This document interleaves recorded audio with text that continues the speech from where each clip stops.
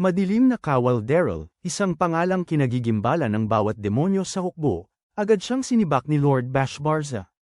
At ang walang kam-alay-malay na tanga na ito, si Daryl, akala niya ay nawalan lang siya ng trabaho bilang katulong ng 4 na general. Pero hindi, ibinaba ni Bashbarza ang totoong hatol. Lubusan na siyang wala sa hukbo ng hari ng mga demonyo. Sumama rin sa panlalait ang ibang general, nilalay siya at ang buo niyang angkan. Opisyal na si Daryl ang pinakawalang silbing demonyo na nabubuhay, pinakamababa sa ranggo, at hindi man lang siya makapag-cast ng kahit isang spell. Diretsahang sinabi ni Bashbarza sa kanya na isang malaking pagkakamali na mayroong katulad niya na nakapwesto sa tabi ng 4 na general. Sinubukan ni Daryl na banggitin ang isang misyon na minsang ipinagkatiwala sa kanya ni Panginoong Granbarza, isa sa mga lumang general, at bigla. Hinarap siya ni Bashbarza ng isang bugso ng apoy, na sinasabing retirado na ang matanda. Malinaw niyang sinabi na walang puwang para sa mga demonyong walang kapangyarihan na hindi makagamit ng mahika sa hukbo ng bagong hari ng mga demonyo. Ngayon, heto ang mahalaga. Ang mga demonyo at tao ay matagal nang naging magkaaway mula pa sa simula ng panahon. At ang kakaiba rito, hindi mo sila matutukoy sa pamamagitan lamang ng pagtingin. Ang tanging pinagkaiba lang ay ang mga demonyo ay kayang gumamit ng mahika. Habang hirap na lumabas ng pinto si Daryl, nakasalubong niya si Rosette. Nalubos na nagulat nang marinig na siya ay tinanggal.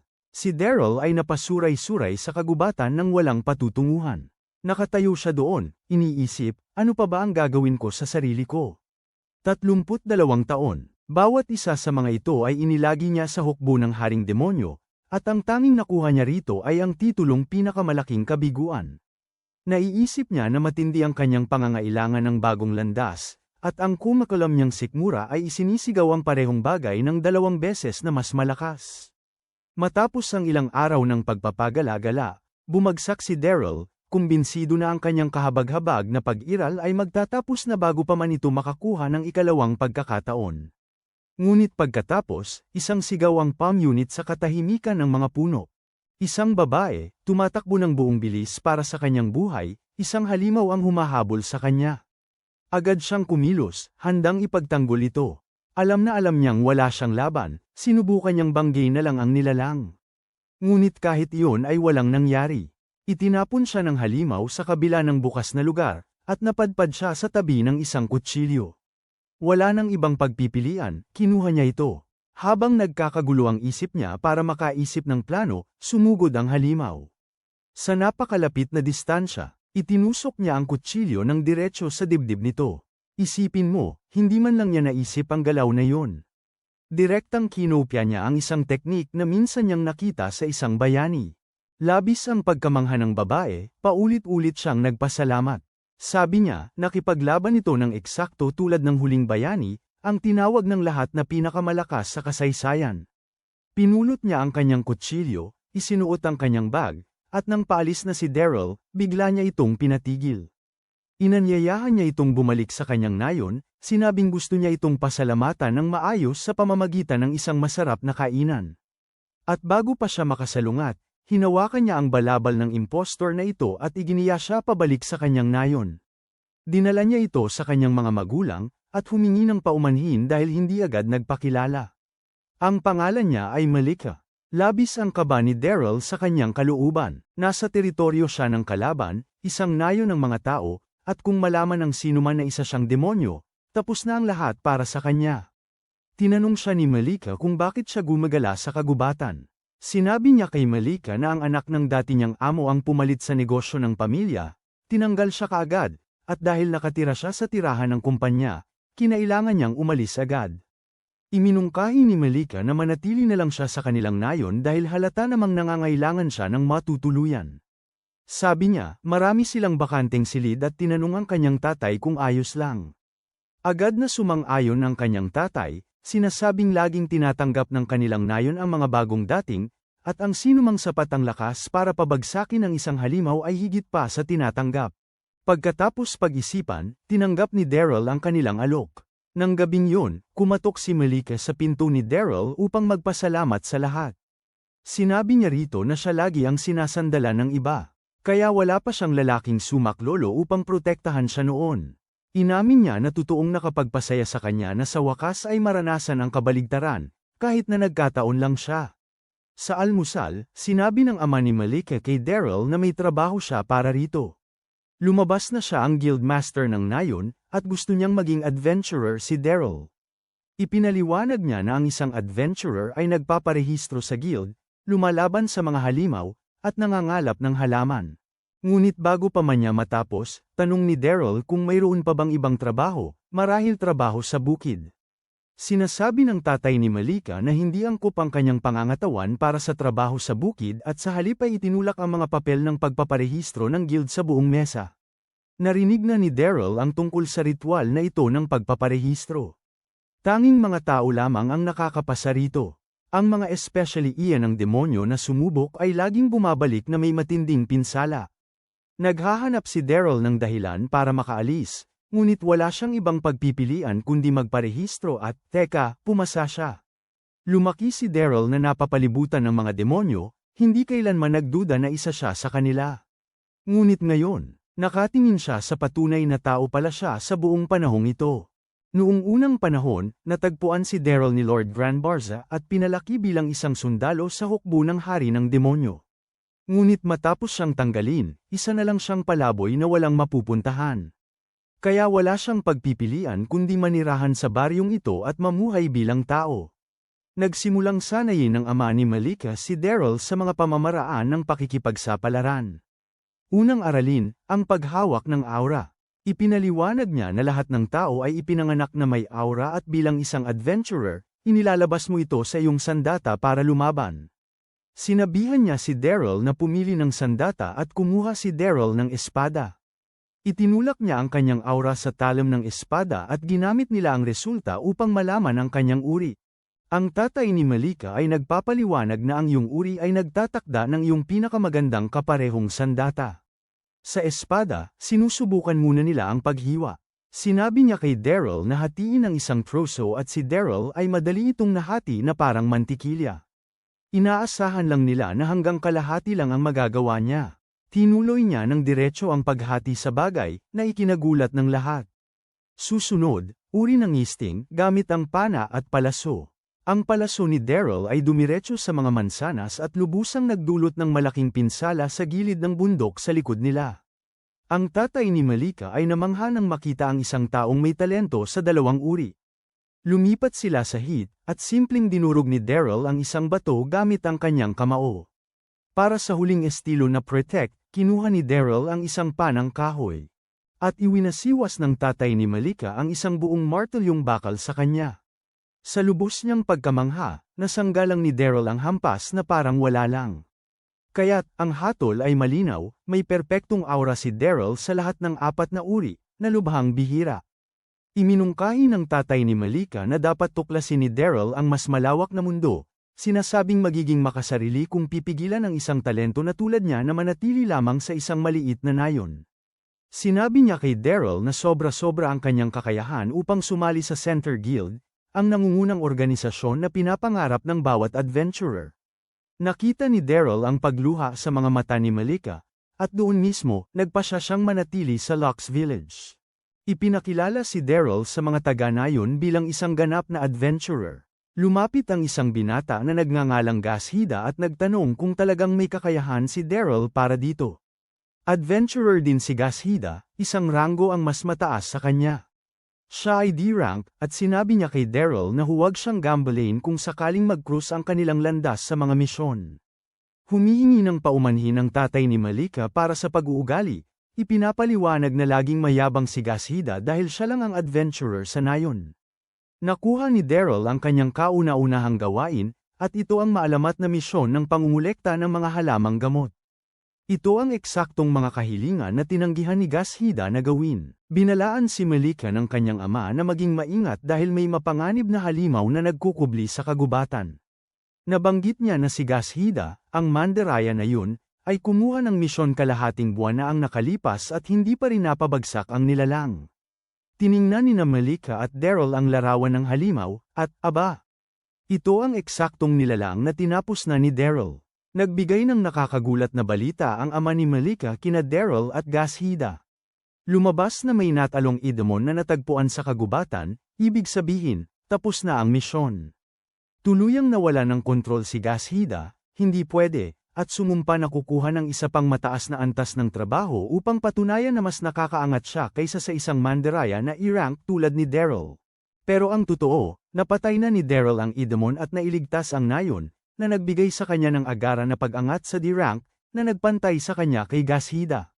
Sumingit si Malika, punong-puno ng sigla. Sasama ako sa iyo sa mga quest mo. Plano niyang ipakita sa kanya ang paligid ng Nayon habang ginagawa nila yon. Sinubukan ni Daryl na sabihan si Malika na huwag pilitin ang sarili, pinapaalalahanan siyang delikado ang kagubatan. Kaya nga mayroong mga adventurer. Ngunit iwinagayway niya lang ang kamay. Huwag kang mag-alala, pumapasok din ang mga taga-Nayon sa kagubatan. Ipinaliwanag niya na ang mga adventurer ang kailangang makipagsapalaran ng malalim sa mga delikadong lugar. Si Malika ay laging nangangarap na maging isang adventurer para matulungan ang kanyang Nayon. Iyon mismo ang dahilan kung bakit siya nasa gubat kanina. Habang umaakyat siya sa isang tagaytay, may isang nakakatakot na estranghero ang palihim na nakatingin sa kanya mula sa ibaba hanggang sa marating niya ang tuktok. Sa wakas ay nakarating sila sa lugar para maghanap ng halamang gamot at magsimulang magtrabaho.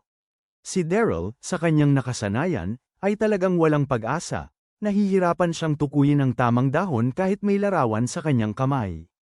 Ang hanggal na ito ay basta nalang binunot ang buong halaman mula sa lupa sa halip na pumitas ng isang dahon. Pagkatapos, umalis sila para maghanap ng isa pang halaman at nakakita ng mga bakas ng USA. Iminungkahi ni Malika na manghuli sila ng isa para sa hapunan, na isang matapang na mungkahi dahil malakas siya, pero takot pa ring lumaban, tulad ng sa halimaw kanina.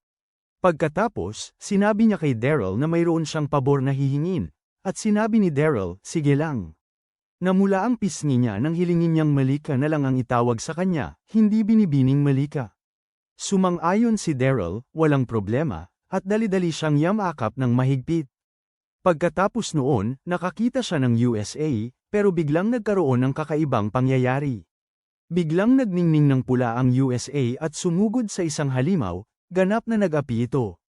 Habang ang USA at ang halimaw ay nagsasagupaan, bumulusok sina Daryl at Malika, pinabagsak silang dalawa, at dinala ang nahuli pabalik sa baryo. Lubhang namangha ang mga taga-baryo sa nagawa ni Daryl, nagkakagulo sa paligid niya na parang sikat na tao. Samantala, nakita ni Gashida na walang kakayahan ang kaguluhan at nawala sa sarili, nang gagalaiti sa galit dahil ang halimaw na pinabagsak lang ni Daryl ay eksakto ang isa mula sa misyon na kinuha niya. Lumipas ang mga araw, at nagsisimulang masanay si Daryl sa buhay baryo. Ngunit si Gashida ay may matinding sama pa rin ang loob. Matapos tapusin ang kanyang misyon sa pangangalap, umuwi si Daryl. Sinabi ng tatay ni Malika sa kanya na si Gashida ay kumikilos nang wala sa sarili dahil patuloy na nakukuha ni Daryl ang kanyang mga target. Pumagitna si Malika, ipinagtatanggol si Daryl, na sinasabing wala siyang ginawang mali kahit ano. Pinabagsak lang daw niya ang mga halimaw kapag may pagkakataon, na siya namang talagang dapat gawin ng mga adventurer. Sumasang-ayon ang kanyang ama na dapat magtulungan ang mga adventurer sa isang guild, ngunit nag-aalala siya sa tensyon. Ipinakita niya sa kanila ang isang aparahang quest na dumating habang naroon si Gashida, isang Blaze Death Side, limitado sa C-rank at pataas, mas mapanganib kaysa sa isang Idamon o Anthrasic. Iminungkahi ni Malika na ang halimaw na tulad niyan ay dapat asikasuhin ng guild ng isang mas malaking bayan, at kinumpirma ng kanyang ama na ito ay para sa C. Mga ranggo na adventurer sa kalapit na bayan, ipinasalang sa kanila bilang babala upang manatiling alerto. Ganoon din ito nakita ni Gashida. Ipinaalala ni Daryl sa kanila na hindi sila pwedeng maging kampante dahil magiging seryosong problema kung si Gashida, na D-rank pa lang, ang susubok lumaban dito. Tiniyak ng tatay ni Malika na hawak na ito. Ang guild ng kalapit na bayan ay naglagay na ng malawakang pagbabantay para dito. Tinukoy ni Malika sa kanyang tatay na siya ang mananagot kung ang adventurer niya ay maligaw sa teritoryo ng ibang grupo. Nagboluntaryo si Daryl na puntahan at ibalik si Gashida, at kahit pa si Malika, sa kanyang buong katigasan ng ulo, ay nag-alok. Sumama, tinanggihan niya ito. Tinulungan niya itong mag-impake at binigyan siya ng ilang gamot na gawa sa mga halamang gamot na kanilang inipon. Pinasalamatan niya ito at umalis na. Hindi pa nagtatagal sa kanyang paglalakbay, nakaramdam si Daryl ng matinding kutob, isang buhol ng pagkabalisa na hindi niya maalis. Mula sa mga taon niya sa hukbo ng Haring Demonyo, alam niyang ang pagbaliwala sa kutob na yon ay palaging nauuwi sa pagsisisi. Napansin niyang nagsisipagliparan ang mga ibon mula sa isang partikular na direksyon at nagpas siyang imbestigahan. Nang makarating siya doon, nakita niya ang isang malawakang bakas ng pagkasira, marahil mula sa Blaze Death Side. Nakatayo mismo sa gitna niyon ay ang hanggal na si Gashita, sumisigaw ng malakas at sumugod ng direkta patungo sa kanya, papalapit ang Death Side sa likuran. Alam ni Daryl na ang Blaze Death Side ay nasa ibang antas kumpara sa anumang nilabanan niya dati, ngunit nagpasya pa rin siyang harapin ito. Lubos na nakatuon, naghintay siya na umatake ito. Sumugod ang Blaze Death Side, ngunit direkta itong pumunta kay Gashita. Mabilis na humarap si Gashita at nagpakawala ng pana, ngunit hindi man lang ito nag-iwan ng gallows. Nang si Gashita ay nawawalan na ng pag-asa, halos handa nang tanggapin ang kanyang kapalaran, sumugod si Daryl at binangga ng malakas ang Blaze Death Side gamit ang isang tama sa ulo, ngunit mababaw lang ito. Nasaksihan ng malapitan ni Gashita kung gaano kalakas talaga si Daryl habang sinubukang walisin ng halimaw silang dalawa gamit ang buntot nito. Hinaranggan ni Gashita ang atake, ngunit nawala ang kanyang espada sa proseso. Naaalala ni Daryl ang mga batayang kaalaman. Para basagin ang isang bagay, pinakamabuti ang pagtama. Para ihagis, pinakamabuti ang pagpatagos. Dinaklot niya ang isang piraso ng sirang talam, pinagsama ang pagtama at pagpatagos, at ipinukul ito ng diretso sa bibig ng Blaze Death Side. Ang talam ay tumagos at lumabas na may pinsala mula sa loob ng nilalang. Matapos talunin ng Blaze Death Side, ginagamot ni Daryl ang mga sugat ni Gashita gamit ang ilang gamot ni Malika at isang halamang pampatigil ng dugo na nakita niya sa malapit. Tinanong ni Gashita kung paano niya nalaman ang napakaraming bagay tungkol sa mga halaman, at sinabi lang ni Daryl na nag-aral siya noong panahon ng kanyang paghahanap ng halaman. Nakabalik sila sa bahay at sila ay pinakain ng isang hindi kapani-paniwalang pagkain. Ang buong pag-uugali ni Gashita ay lubusang nagbago. Sinimulan niyang tawaging kuya si Daryl. Si Malika at ang kanyang ama ay lubos na nalilito sa nangyari sa labas, at sinabi ni Gashita sa kanila na napagtanto niyang walang anumang bagay sa mundo ang walang saysay. Sabi niya, utang niya ang kanyang buhay kay Daryl, at gusto niyang gumaling. Nang napakabilis para makapagtrabaho siya para sa kanya. Nililingon ni Daryl ang lahat, sinasalamin kung paano nagbago ang kanyang buhay mula sa pagiging lubos na kabiguan sa hukbo ng Haring Demonyo patungo sa kung ano ito ngayon. Nagtataka pa nga siya kung patuloy pa ring nilalabanan ng 4 na general ang bayani. Samantala, ang demonyong ito na nagngangalang Dibiantes ay walang kahihiyang umalis sa grupo ng bayani, nagulat pabalik na ang kanyang mga kamay ay puro benda. Sinasabi niya kay Bashbarza na walang nagbabala sa kanya tungkol sa pagkakaroon ng mga bagong miyembro ng grupo ng bayani, at na lahat ng pinsalang natamo niya ay kasalanan ng bagong tagasibat na iyon. Tinanong niya kung bakit hindi siya nagtipon. Impormasyon tungkol sa tagagamit ng sibat bago pa man, paalala na ang pagmamanman bago ang labanan ang pinakapangunahing hakbang. Sa pag-iwas sa lahat ng pananagutan, sinisi niya ang asistante ng 4 na general, sinabing pabaya ito sa kanyang pagmamanman. Dahil dito, ang kawawang lalaki ay kapwa tinanggal sa kanyang trabaho at inalis sa palabas. Dahil siya na ang ikalimang asistante na pinakawalan nila, ikinukonsidera ng 4 na general na ibalik ang isa. Tinanong ni Bashbarze si DeRoy para sa kanyang opinyon, at iminungkahi nito na ibalik ang kanilang pinakaunang asistante, si Daryl. Sabi niya, si Daryl ay napakasipag, ginawa niya ang kanyang trabaho. Walang kamali-mali, sanay sa mga taktika, at tiniyak pa niya na sila ay nanatiling nasa mabuting kalusugan. Ang kanyang mungkahi ay lubos na nagpagalit kay Bashbarza, at ipinagbabawal niya na banggitin pa nila muli ang pangalang yon, ipinapahayag na hinding-hindi ito mangyayari. Napansin ni Daryl na si Gashida ay talagang nasa labas at gumagawa na ng mga misyon sa pagtitipon ngayon. Maniwala ka ba? Ang lalaking dating lubos na pasaway ay tuluyan ang nagbago, lumilipad-lipad sa paligid ni Daryl na parang paru-paro, at sama-sama pa sa mga misyon kasama niya. Ngunit bukod sa kakaibang bagong enerhiya ni Gashida, may mas mabigat pa na kailangang harapin si Daryl. Si Malika ay naging sobrang mapagmahal. Bukod doon, maayos naman ang takbo ng buong bagong buhay ni Daryl. At sa gitna ng lahat ng ito, nakatuklas siya ng isang malaking lihim na matagal nang itinago ng nayon. Nang gabing yun, nakikipag-usap si Daryl sa tatay ni Malika, na siya ring alkalde. Tanong niya, "Oy, nakakita ako ng napakaraming bakanteng bahay dito, ano ba ang nangyari?" Para magpaliwanag, inutusan ng alkalde si Malika na kumuha ng mapa. Nang dalhin niya ito, sinabi niya kay Daryl na ang dahilan ng lahat ng bakanteng bahay ay ito na lang ang natitira sa isang lugar na dating napakaunlad. Ipinagpatuloy niya sa pagsasabing ang mina ng Mithril, isa sa pinakamahalagang lokasyon para sa sangkatauhan, ay matatagpuan sa labas lang ng nayon. Ang Mithril ay isang metal na may kakaiba at misteryosong katangian at ang mga armas na gawa mula dito ay halos walang kalaban-laban. Kasing halaga rin ito sa mga demonyo dahil magagamit ito sa paggawa ng mahiwagang kagamitan, mga kagamitang nag-iimbak ng mahiwagang enerhiya. Inihayag ng alkalde na ang pagtatalo sa minahan na ito ay nagpatuloy sa loob ng daan-daang taon, at ang Lux ay isang mahalagang hantungan sa ruta ng kalakalan ng Mithril, na umuunlad bilang isang bayan. Ngunit noong bata pa ang alkalde, sinakop ng mga demonyo ang minahan. Ang mga taong kulang sa lakas ay nagtangkang bawiin ito. Umurong, nagpatong-patong ang pagkatalo, at kalaunan ay sumuko na lang. Mula noon, humihina na ang Lux Village, at marahil ang henerasyon ng alkalde ang huling makakaalala kung gaano ito kasigla noon. Nang gabing yun, gising si Daryl, iniisip na bumalik sa kanyang dating pinaglalagian, ang minahan ng Mithril. Dumating si Daryl sa minahan ng Mithril, umaasang makipagnegosasyon para sa kahit kaunting Mithril upang matulungan ang Lux Village. Alam niyang napakalaking peligro ang kanyang ginagawa na mahuli, ngunit may isang bagay na napakahina-hinala sa paningin niya. Napakadaling makapasok ng palihim. Iniisip niya na siya ay, talagang tapos na sila kung palaging ganito ka-relax ang seguridad. Pumasok siya nang walang nakikitang ni isang kaluluwa, nagtataka kung umalis na ba ang mga demonyo o nagbakasyon lang. Nagsimula siyang tumawag, sinusubukang kunin ang atensyon ng kahit sino, pero walang sumasagot. Maya-maya lang, nakarinig siya ng mga yabag na papalapit sa kanya, at lumabas na ang mga manggagawa pala ito na dati naglilingkod sa kanya.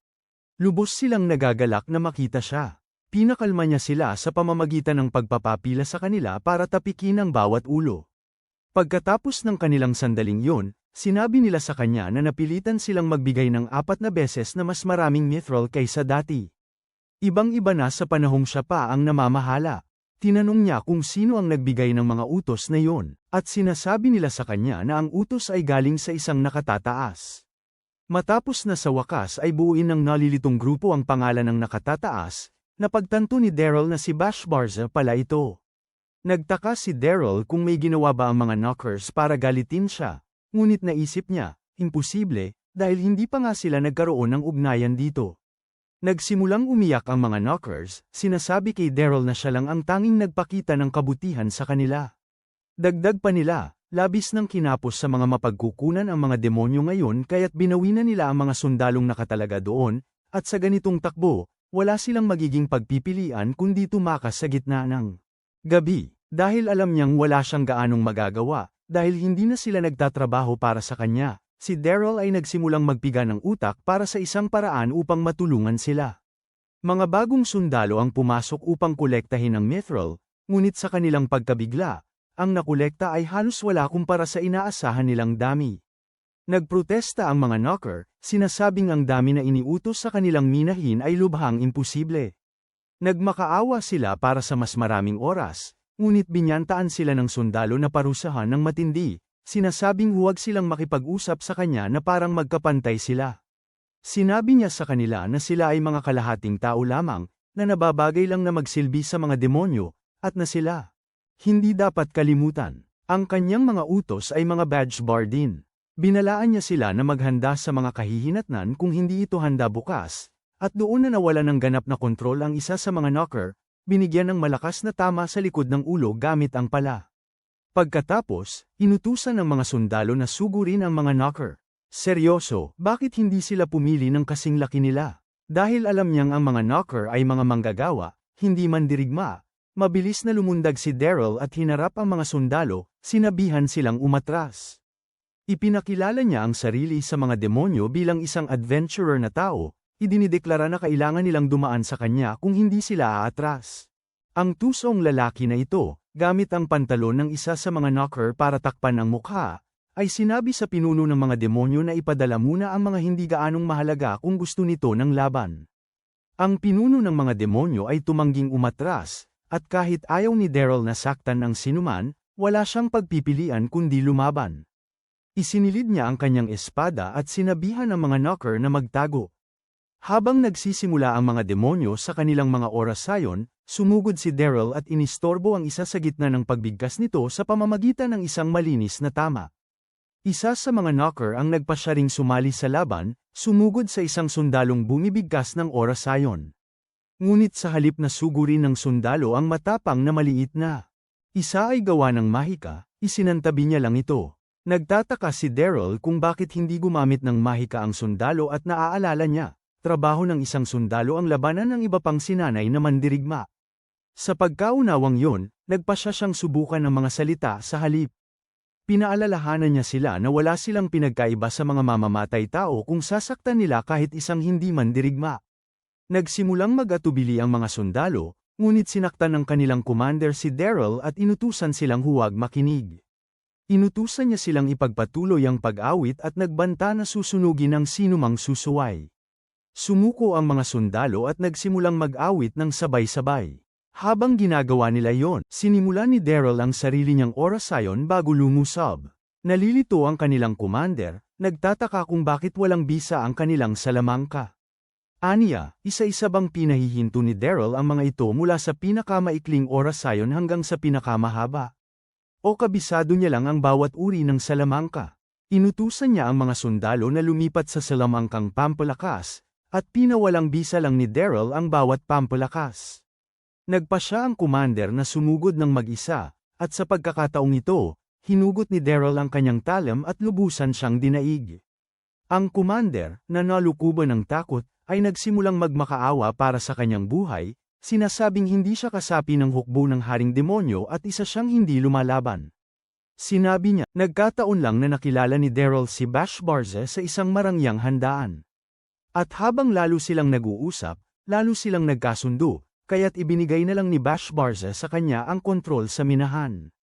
Nagpasya si Daryl na pinaligtas ang mandaraya, at sa halip na patawan ng matinding kaparusahan, binigyan niya ito ng sariwang gupit at sinabihan siyang ipadala ang kanyang pagbibitiw sa sandaling makauwi.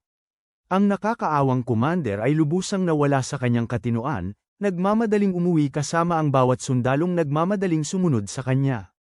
Ipinaalala ng mga knocker kay Daryl na mahirap pa rin ang sitwasyon dahil maaaring dumating ang mas malalakas na sundalo sa susunod, ngunit pinakalma nila ang isa't isa.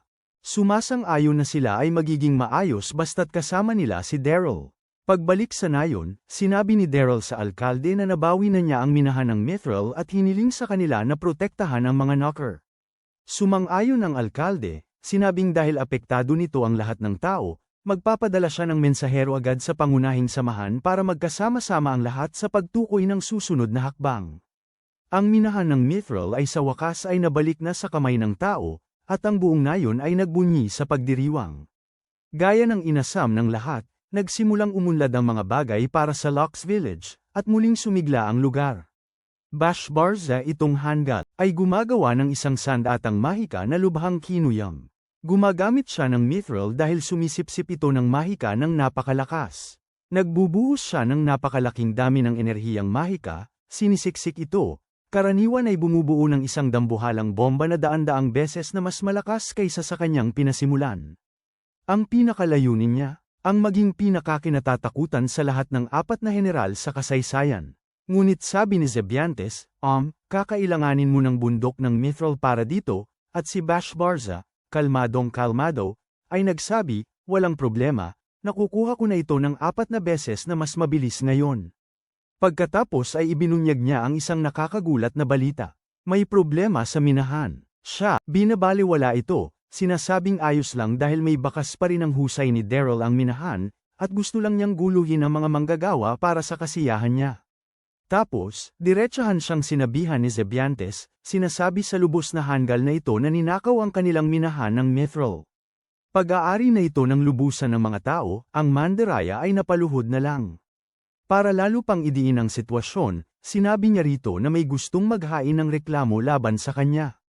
Nagsimula siyang humingle sa galit, nagbabantang paalisin ang sinumang magrereklamo mula sa hukbo ng Haring Demonyo, at si Sebiantes ay parang, oo nga pala.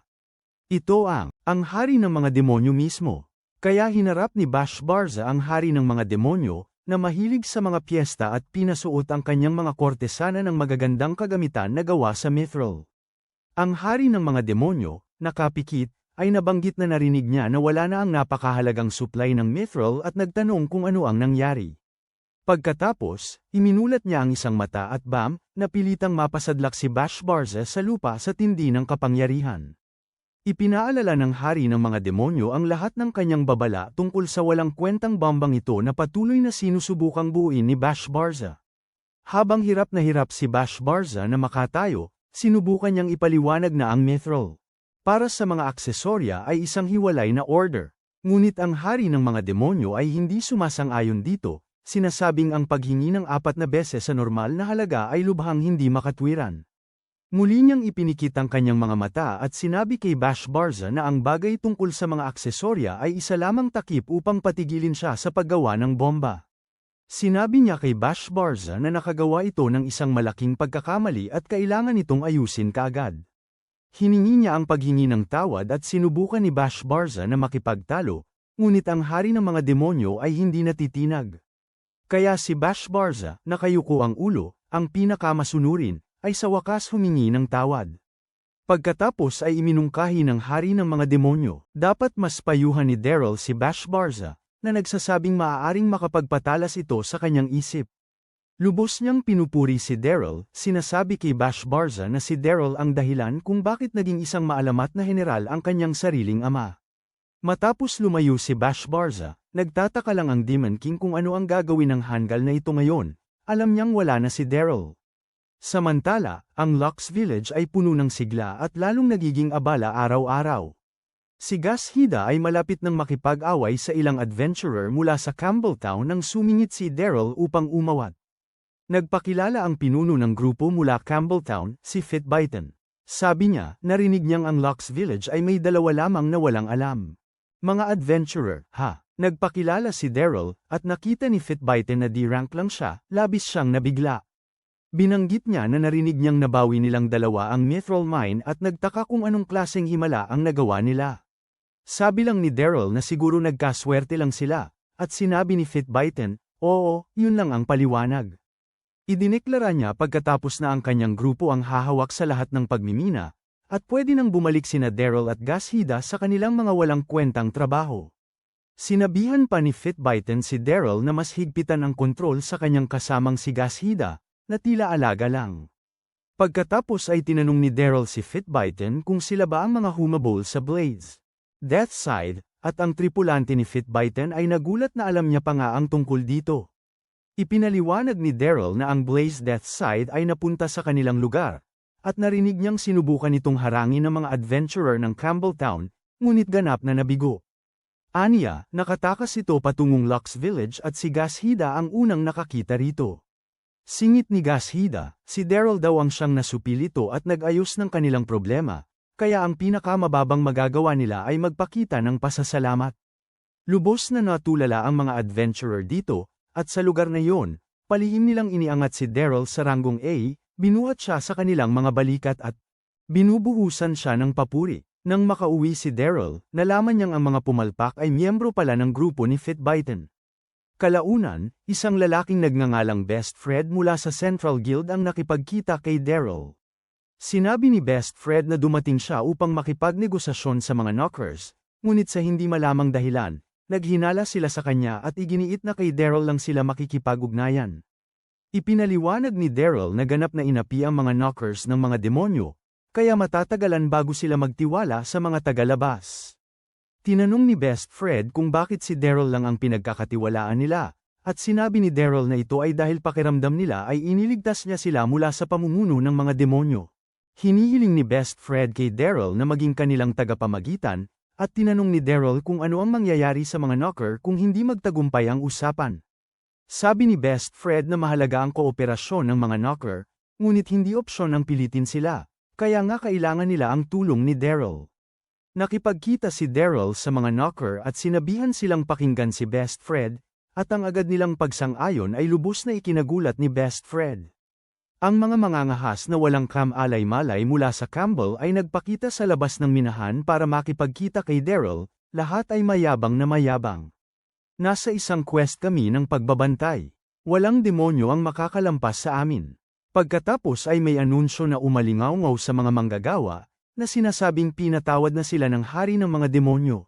At dapat silang umuwi. Sa pagkarinig nito, agad na binalot ni Daryl ang sarili sa kanyang aura, pinabilis ang kilos, at humarurot. Siya ay humarurot papasok sa kagubatan, kung saan niya nakita si Rosette at ilang sundalo. Sa sandaling makita niya sila, agad siyang nagtago. Dahil hindi alam kung sino ang nandoon, bumuo si Reset ng pader ng tubig at binalaan ang adventurer na lumayo. Ginamit ng mga sundalo ang sandali upang muling magsama-sama. Pagkatapos, inihayag ni Daryl ang sarili kay Rosette, at niyakap siya ni Rosette ng mahigpit. Sinabi niya kay Daryl na naging ganap na kapahamakan ng lahat simula nang umalis siya. Matapos ang kanilang muling pagyakap, tumayo sila na nakaharap sa dagat, at hiniling ni Rosette kay Daryl na ikwento ang lahat ng kanyang pinagkaabalahan. Sinabi na ni Daryl ang totoo kay Rosette, ipinapakita ang kanyang badge ng adventurer at sinabing siya ay tao. Tinanong niya si Rosette kung bakit ito naririto, at sinabi ni Rosette na dahil ito sa kanya. Naglabas siya ng sama ng loob kung gaano kalunos-lunos ang pang-araw-araw na buhay sa hukbo ng haring demonyo, at hindi katulad noong si Daryl pa ang namamahala. Sinabi niya kay Daryl na personal siyang inatasan ng haring demonyo na makipag-ayos sa mga knocker, ayusin ang pinsala, at ipakita sa mga demi-human na pinahahalagahan sila ng hukbo ng haring demonyo. Hinihiling niya kay Daryl na bumalik, ngunit ipinaalala ni Daryl sa kanya ang halatang halata. Siya ay tao. Nag-alok si Rosette na ilihim ito, ngunit tinukoy din ni Daryl na siya ay sinibak ng mga nakatataas. Ibinunyag naman ni Rosette na mayroong isa sa mga matataas na pinuno ang talagang gustong pabalaykan siya. Sinabi ni Daryl kay Rosette na noong siya ay sinibak at hindi niya alam ang gagawin sa kanyang buhay, may mga taong kumupkup sa kanya, at ngayon gusto niya silang suklian. Ginawa ni Rosette ang lahat para pabalaykan si Daryl, ngunit ipinakita ni Daryl na hindi na siya ang mahina na tulad ng dati.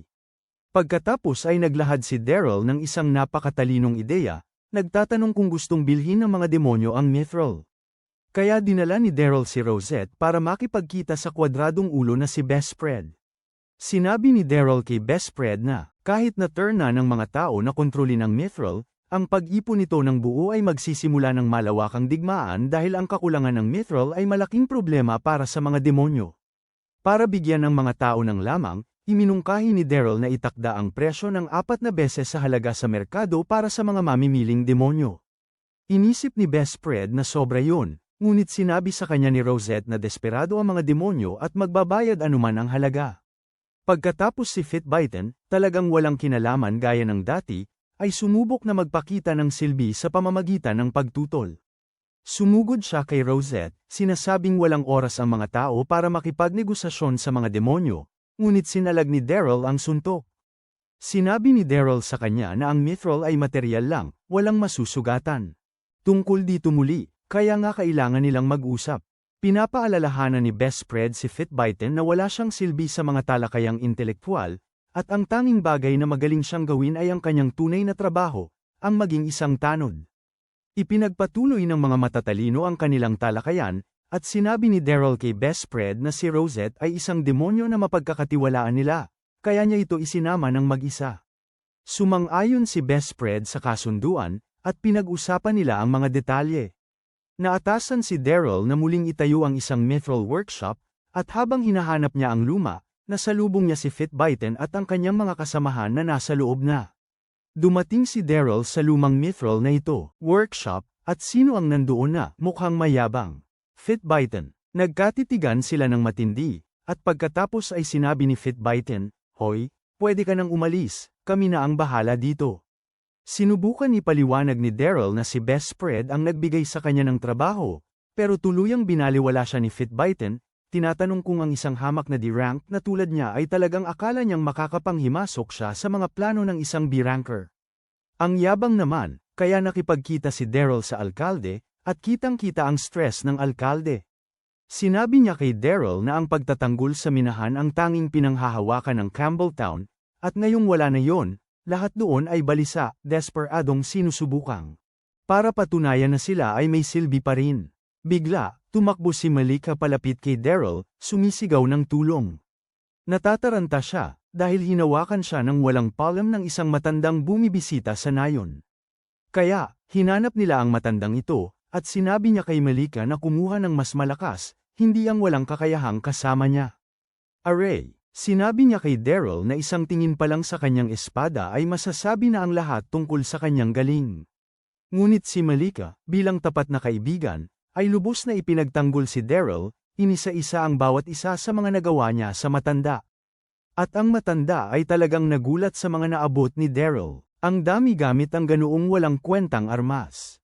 Pagkatapos, hinawakan niya ang palad ni Daryl para suriin ang aura nito, at lubos siyang namangha. Si Daryl ay may pinakamataas na aura sa lahat ng 4 na uri. Dahil sa nadiskubre niya, ipinakilala ng matandang ito ang kanyang sarili bilang si Smith, ang panday ng Mithril. Nagkatinginan sina Daryl at Malika na parang, Smith, isang panday ng Mithril. Talaga, kaya, napilitang patunayan ni Smith ito, sinabi sa kanila na narito siya dahil personal siyang hiniling ng Pangulong Sangay ng Guild. Inanunsyo ni Smith, sige, oras na para pumunta sa pandayan, pero sinabi ni Daryl sa kanya na hindi nila magagawa. Mga adventurer mula sa Campbelltown ang namamahala doon. Iniisip ni Smith na mas mataas siguro ang ranggo nila kaysa kay Daryl, kaya hindi sila nakikinig, kaya nagpasya siyang gamitin ang kanyang kasanayan sa negosasyon. Pagkatapos matagumpay na makumbinsi ni Smith si Fitbitten, sa wakas ay pumayag si Fitbitten at hinayaan silang gumamit ng isang sulok ng pagawaan. Ipinamalas naman ni Smith ang kanyang buong husay, gumawa ng isang kahangahangang espada habang ang ibang adventurer ay nagkakagulo at naggugulo sa paligid.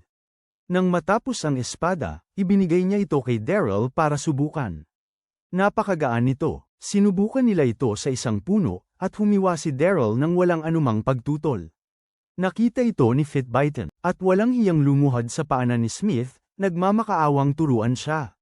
Ngunit tahasan siyang tinanggihan ni Smith at umalis kasama si Daryl. Lalo lang nitong ginagalit si Fitbitten, dahil alam niyang pinili ni Smith ang isang D-ranker kaysa sa kanya. Habang palabas sila, binawi ni Smith ang espada kay Daryl, na sinasabing hindi sila magkatugma. Nagpahayag siya kay Daryl ng kanyang pangarap, na gamit ang Mithril upang lumikha ng isang bagay na hindi sibat, espada, o anumang uri ng sandata. Sabi niya, sa sandaling dumating siya sa nayong ito, bigla niyang nakita ng malinaw kung ano ang nais niyang gawin, kaya hiniling niya kay Daryl na manatili. Siya rin, umamin na marahil ay kumuha siya ng ilang Mithril sa gitna ng kaguluhan at nagtayo ng pribadong pagawaan sa tulong ng kanyang apprentice. Ngunit ngayon, nahihirapan na si Smith. Ang kanyang hulno na gumagamit ng ethanol ay hindi gagana ng walang mahika. Tinawagan ni Daryl si Reset, at pumunta si Reset upang tumulong. Nilinaw ni Reset na sa isang beses lang siya tutulong dahil hindi siya tutulong sa paggawa ng maraming sandata para sa maruruming tao. Siniguro ni Smith sa kanya na hinding-hindi siya gagawa ng maramihan. Hindi yun maituturing na pagtanaw ng utang na loob. Sinabi niya sa kanila na narinig niya mula sa Central Guild na isang lalaking nagngangalang Daryl ang nagbalik ng minahan sa mga tao, at dahil nakita yun. May espesyal na aura si Daryl, gusto niyang gumawa ng natatanging sandata para lang sa kanya. Sabi niya, ang sandatang gagawin niya ay para lamang sa isang tao, ang pinakamakapangyarihang sandata na kayang gamitin ng lahat ng 4 na uri ng aura ni Daryl sa sukdulang antas. Sinimulan nila ang proseso ng pagpapanday, at pinadala si Daryl upang kumuha ng alak. Sa kanyang daan, nakasalubong niya si Fitbitten na halatang nagseselos. Sinabi ni Fitbitten kay Daryl na niloloko silang lahat. Iginiit niya na ang kita ng minahan ay dapat buong-buong mapunta sa Locks Village, dahil sila ang nagbawi nito. Ngunit sinusubukan ng sentral na guild, para kunin ang lahat. Iminungkahi ni Fitbitten na magsanib puwersa sila. Mahina ang Locks Village ng mag-isa, ngunit sa suporta ng Campbelltown, kaya nilang lumaban. Si Daryl, mapagpakumbaba gaya ng dati, ay magalang na tumanggi. Nagalit si Fitbitten at hinamon si Daryl sa isang duelo kinabukasan sa plaza ng Nayon. Narinig ito ng alkalde, at labis siyang nag-alala dahil sa malaking agwat ng ranggo sa pagitan nila. Binalaan niya sila na mayroong gumagamit ng duelo para sa personal na paghihiganti dahil ang anumang pagkamatay sa panahon ng duelo ay hindi itinuturing na krimen. Ang pag-atres ay maituturing na pagkatalo, at nangangahulugan iyon na mapupunta ang minahan sa Campbelltown. Tinanggap ni Daryl ang duelo, at nag-alok si Smith na turuan siya kung paano lumaban gamit ang sandatang mithril. Dumating ang araw ng duelo, at parehong may hawak na sandatang mithril ang dalawang lalaki.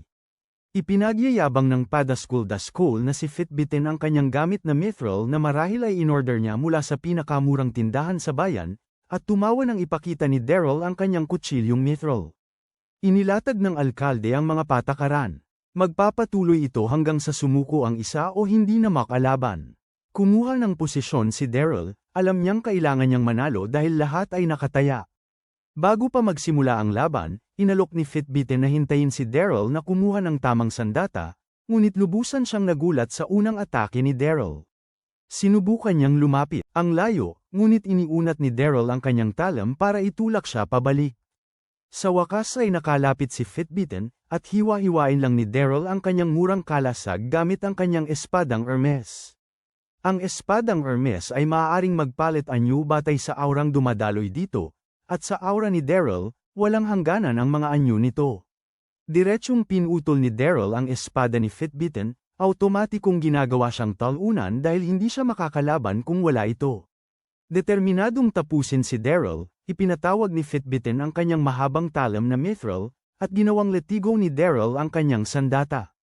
Habang sumusugod si Fitbitten para sa isa pang atake, muli siyang dumanas ng matinding pagkatalo, pinaglaruan ni Daryl na parang isang bata.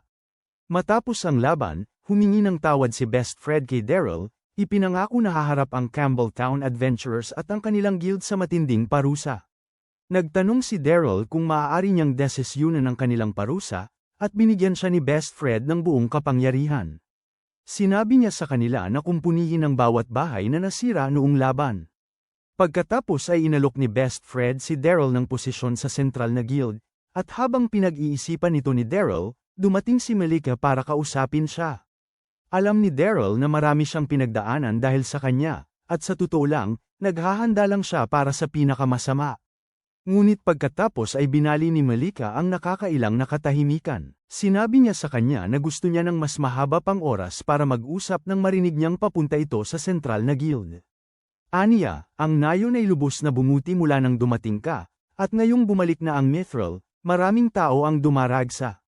Nagpasalamat siya rito sa pagpapadama ng pagiging espesyal at sinabing susuportahan niya ito magpakailanman kasama ng lahat, kaya dapat ibigay niya ang lahat sa sentral na guild. Alam ni Daryl na siya ang tipo ng tao na laging magpapakatatag para sa iba, kaya bumulaga siya ng isang nakakagulat na balita.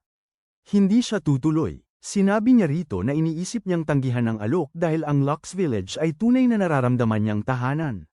Narinig ito ni Malika at bigla na lamang napahagulgol, na napaiyak sa tuwa, sa sobrang kagalakan na mananatili siya sa piling nito. Pagkatapos, sa eksenang parang mula sa pelikula, lumapit sila sa isa't isa. At oo nga, iyon ang nagbigay sa ating binata ng mas marami pang dahilan para manatili sa Nayon. Samantala, sa kastilyo ng mga demonyo, binibisita ni Bash Barza ang kanyang ama. Nakita niya ang matanda na nagpapainit ng isang napakalaking bola ng apoy sa labas at tinanong kung ano ang ginagawa nito. Ang kanyang ama, na kalmado lang, sabi ay nagre-rehab lang siya para mas mabilis gumaling mula sa sugat na ibinigay ng bayani sa kanya. Inimbitahan niya si Bash Barza sa loob at pagkatapos ay tinanong ang walang silbing bata kung maayos ba ang kanyang trabaho sa apat na general. Sabi ni Bash Barza, maayos naman, at tinanong ng kanyang ama kung talagang nagbabayad siya. Pansinin ang sinasabi ni Daryl. Sinabi niya kay Bash Barza na medyo nag-ulo ang lahat nang magdesisyon siyang magretiro, at dahil siya ang pinakamalakas, ayaw talaga nilang paalisan siya. Ang bago, mas batang apat na general ay nagdulot ng pangamba sa lahat. Nag-alala ang mga tao na baka sila ay walang kakayahan, ngunit inayos ni Daryl ang lahat. Siya ang perpektong katuwang ng nakaraang apat na general, at dahil siya ay nanatili, nagawa nilang pigilin ang lahat ng reklamo. Tinanong ng ama ni Bashbarza kung naaalala niya ang sinabi nito nang ipasa niya ang posisyon sa kanya. Binanggit ito ni Bashbarza. Ang makilala si Daryl ang pinakamalaking swerte sa kanyang buhay, at ang pagpapasa ng kayamanan ay kanyang paraan ng pagdiriwang ng paghawak ni Bashbarza sa tungkulin. Tinanong pagkatapos ng kanyang ama si Daryl kung binibigyan ba siya ni Bashbarza ng anumang gulo, at tahasang nagsinungaling ang paslit na nagsasabing hindi niya yun pangarap gawin. Tiniyak ng kaawa-awang Hangul sa kanyang ama na mahusay ang ginagawa ni Daryl bilang katulong ng 4 na heneral, at walang dapat ipag-alala. Pagkatapos ay itinumba ng kanyang ama ang mesa sa kanyang harapan bago nagpakawala ng malakas na suntok. Nang nagliliyab ang mga mata sa pula, sinabi niya kay Bashbarza na maraming demonyo ang nagpadala sa kanya ng mga apela, na nagre-reporta tungkol sa kanilang mga anak. At ang mga pamangkin ay tinanggal bilang mga katulong ng 4 na heneral, nagmamakaawa para sa kanyang awa. Sinabi niya kay Bashbarza na hinding-hindi siya magiging Hangul para pakawalan ng isang kayamanan tulad ni Daryl. Naglatag siya ng kondisyon. Kailangang ibalik ni Bashbarza si Daryl kaagad at magpakumbaba sa kanyang harapan, nagmamakaawa ng kapatawaran. Dahil yun lang ang paraan para manatili siya sa 4 na heneral. Si Bashbarza, dahil sa kanyang pagiging pasaway, ay nagpadala ng mensahe sa kanyang ama at idineklara na hinding-hindi siya aasa sa walang silbing tao tulad ni Daryl. Ikinwento niya na siya ang anak ni Gran Barza, ang pinakamalakas sa kasaysayan, at magtatagumpay lamang siya sa pamamagitan ng sarili niyang kapangyarihan. Kinabukasan, tinanong si Daryl kung siya kayang asikasuhin ng lahat ng misyon sa pangangalap ng halaman, dahil talagang dumarami na ang mga ito. Sumang-ayon siya, ngunit bago yun, tinulungan niya ang nanay ni Malika sa paglalaba. Sa pagkakita kung gaano nakalapit ang loob ni Daryl at Malika sa isa't isa, naisip niyang pakasalan siya. Ang ilang bagay na nangyari sa pagitan nila kamakailan ay nagpaparamdam sa kanya ng kaunting pagkaasiwa sa harap ng mga magulang nito. Sa isang pagkakataon, dumating ang alkalde na may dalang palakol at sinabi kay Daryl na nais niya itong makausap ng pribado. Sa kanyang opisina, sinabi ng alkalde kay Daryl na tumatanda na sila ng kanyang asawa, at henerasyon na ngayon ni Daryl at Malika. Naisip ni Daryl na ang alkalde, alam na niya ang nangyari kagabi. Pagkatapos ay lubos siyang ginulat ng alkalde sa pagsasabing gusto niyang si Daryl ang pumalit bilang alkalde. Nanunood si Malika mula sa likuran, at tinanggap ni Daryl ang alok. Ngunit bago ang lahat, hiningi niya sa alkalde ang kamay ni Malika para sa kasal, at nangakong ibibigay ang lahat upang mapasaya siya. Sumang-ayon ang alkalde, at formal na nag-propose si Daryl kay Malika. Matapos ang pagsabog ng kaligayahan na lubos na akma sa pelikula, sinabi niyang oo, at sinabi sa kanya na silang tatlo ay magiging masaya ng magkasama. Malinaw na nakapagdesisyon na siya tungkol sa kanya noon pa. Nakalipas, ikinasal si Daryl kay Malika at naging alkalde ng Lux Village, at sa loob ng sumunod na taon, patuloy na lumaki ng lumaki ang nayon. Halos lumulutang sa tuwa si Lolo Smith, literal, dahil sa wakas ay nakuha niya ang mahabang bakasyon na matagal na niyang nararapat.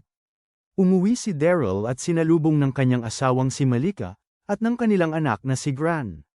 Biglang dumating si Gashida na patakbong sumisigaw sa bahay na paparating ang bayani. Tinanong niya ang guildmaster, ang ama ni Malika, kung gaano ba talaga kalaking bagay ang bayani, at ipinaliwanag ng guildmaster na ang misyon ng bayani ay talunin ang Haring Demonyo. Sinabi niya sa kanila na iisang tao lang ang maaaring magtaglay ng titulong iyon, at sila ang pinakamalakas na adventurer na nabubuhay. Ngunit, nakikita ng mga demonyo ang bayani bilang isa lamang walang awang mangangaso na pinupuntirya ang sinumang itinuturing nilang banta, anuman ang pagkatao nito. Nagtataka si Daryl kung bakit papupunta rito ang bayani, iniisip, pinupuntirya kaya nila ako. Dati akong bahagi ng hukbo ng Haring Demonyo. Pagkatapos, inatasan ng guildmaster si Daryl ng napakahalagang tungkulin na salubungin ang bayani. Nang sa wakas ay dumating ang bayani, bahagyang tinakpa ni Daryl ang kanyang mukha, ngunit lubos siyang nagulat. Upang makita na hindi ito ang mandirigmang balbas sarado na kilala niya noon. Hindi, ang bayani ay isang babae. Lumapit siya para sa formal na pagbati. Nagpakilala ang bayani bilang si Lady, ang gumagamit ng sibat ay nagpakilala bilang si Sisha, at ang gumagamit ng kalasag ay nagpakilala bilang si Satom. Sinabi niya sa bayani na nagulat siya na ito ay isang babae, at ipinaliwanag nito na ang kanyang sinundan ay lumaban sa isang demonyo, lubhang napinsala at nagretiro pagkatapos. Sinabi ng bayani kay Daryl na gusto niya ng isang pasadyang sandatang gawa sa mithril, at pagkaraan, silang lahat ay malugod na tinanggap sa bahay ng alkalde. Kinabukasan, sinabi ni Lady kay Daryl na mayroon silang dalawang pangunahing layunin sa sanayong ito. Ang una ay tungkol sa mga sandatang mithril, at umaasa siya na papayagan silang suriin ang mga ito kaagad. Sumingit ang Guildmaster, sinasabi kay Daryl na ito ang unang pagkakataon ni Lady na makakita ng mithril, kaya ipinauubaya niya ito kay Daryl. Iginagabay sila ni Daryl sa nag-iisa at tanging pandayan sa buong mundo, na may kakayahang humawak ng mithril, at lubos silang namangha sa kanyang gawa. Inabutan niya sila ng sandata para subukan at magbahagi ng kaalaman. Ang mithril ay lubhang naiiba sa ibang mga metal dahil ang pinakakahanga-hanga nitong katangian ay kung gaano ito kakapasok sa aura. Pagkatapos ay ipinakilala niya sila kay Sekai. Tinawag siyang kanilang pinakamagaling na panday. Ipinaliwanag ni Daryl na tulad ng panday, ang guru ni Sekai, kayang matukoy ni Sekai ang uri ng aura ng isang tao sa paghawak lamang ng kanilang mga kamay. Hinawakan ni Sekai ang mga kamay ni Lady, at agad lumabas ang resulta. Ang uri ng kanyang aura ay slash. Pagkatapos ay ibinahagi ni Lady ang kanyang pangalawang malaking layunin, ang paghahanap sa kanilang ikaapat na miyembro ng grupo. Sinabi niya kay Daryl na matagal na silang naghahanap nang biglang sumugod ang napakakulit na si Gashida, sumisigaw, "Iwan niyo sa akin."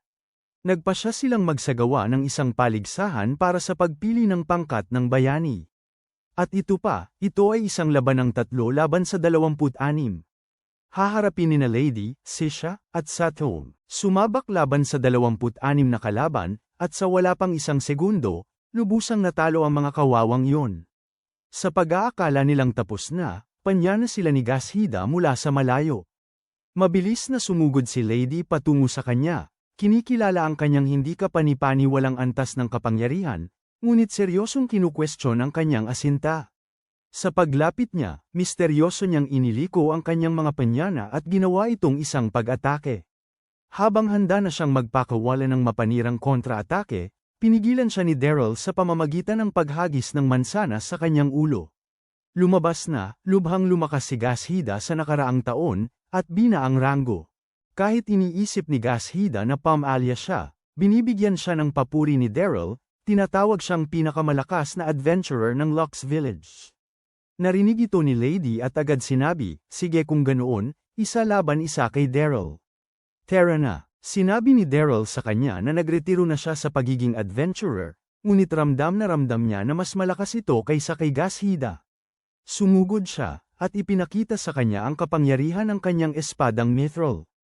Ginamit niya ito upang paikutin siya at ipakita na naglalaro lamang siya.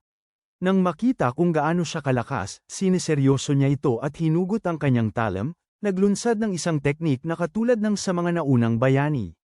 Gayunpaman, lubos na pamilyar si Daryl sa galaw na ito. Maaaring mayroon pa nga siyang bahagyang trauma mula rito, ngunit sa pagkakataong ito, tuluyan niya itong pinatigil, na nagtuliro kay Lady. Nang makita ang kanyang lakas, halos magmakaawa siya na sumama ito sa kanila.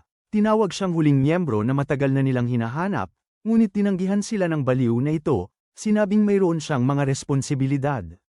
Kinagabihan, muling tinanong ni Lady si Daryl kung talagang sigurado siya at bilang isang ama ng tahanan, sinabi niya rito na gusto niyang mapanood ang paglaki ng kanyang anak. Tinanong niya kung may iba pa bang pumipigil sa kanya, at inisa-isa niya ang napakaraming bagay, sinabing mas mahalaga sa kanya ang mga bagay na yun ngayon kaysa sa hominin ng haring demonyo.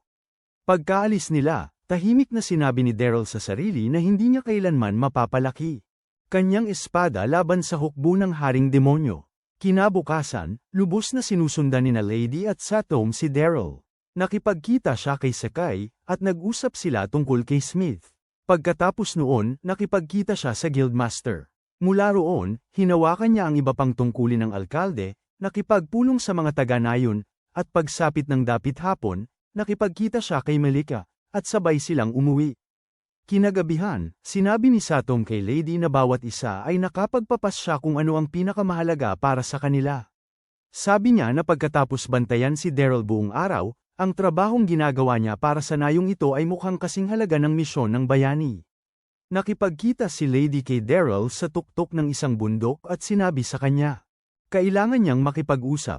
Tinatanong niya kung saan niya natutunan ang kasanayang ginamit niya para harangin ang kanyang atake ng Skyrend kanina.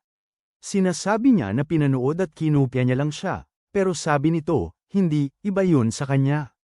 Nagpatuloy siya sa pagpapaliwanag na ang ilang tao ay kayang magpakawala ng aura, ngunit may isang tao na higit na mas mataas sa kanilang lahat, na may Skyrend na walang katulad. Ang nakaraang bayani, si Alan Seal. Sinasabi niya rito na ang teknik ni Alan Seal ay napakapambihira kaya ito ay pinalitan ng pangalan na Skyrend ng nakatatakot na emperador, at ang kasanayang ginamit ni Daryl ay eksaktong yun. Walang ideya si Daryl na ganoon kalamit ang galaw dahil ang nakaraang bayani ay basta. Patuloy niya itong ginawa na parang wala lang. Sinabi niya rito na talagang hindi niya alam kung ano yun, at lubos siyang nagulat. Itinutok niya ang kanyang espada rito at iginiit na malaman kung sino talaga siya. Sinabi niya rito na makapangyarihan at matalino ito, gayunpaman ay hindi ito nakakaalam ng mga bagay na alam ng lahat, at kung paano ay sapat ang kanyang kasanayan upang gayahin ang paraan ng paggamit ng espada ng bayani. Sinubukan siyang sugurin ng nagniningas na bayaning ito, ngunit nailagan ito ang lahat.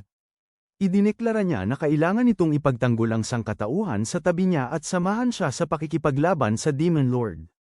Ang duwag na manloloko ay sinabi rito na ang hukbo ng hari ng mga demonyo ay lumalaban lamang para itaboy ang bayaning darating upang haminin ang hari ng demonyo.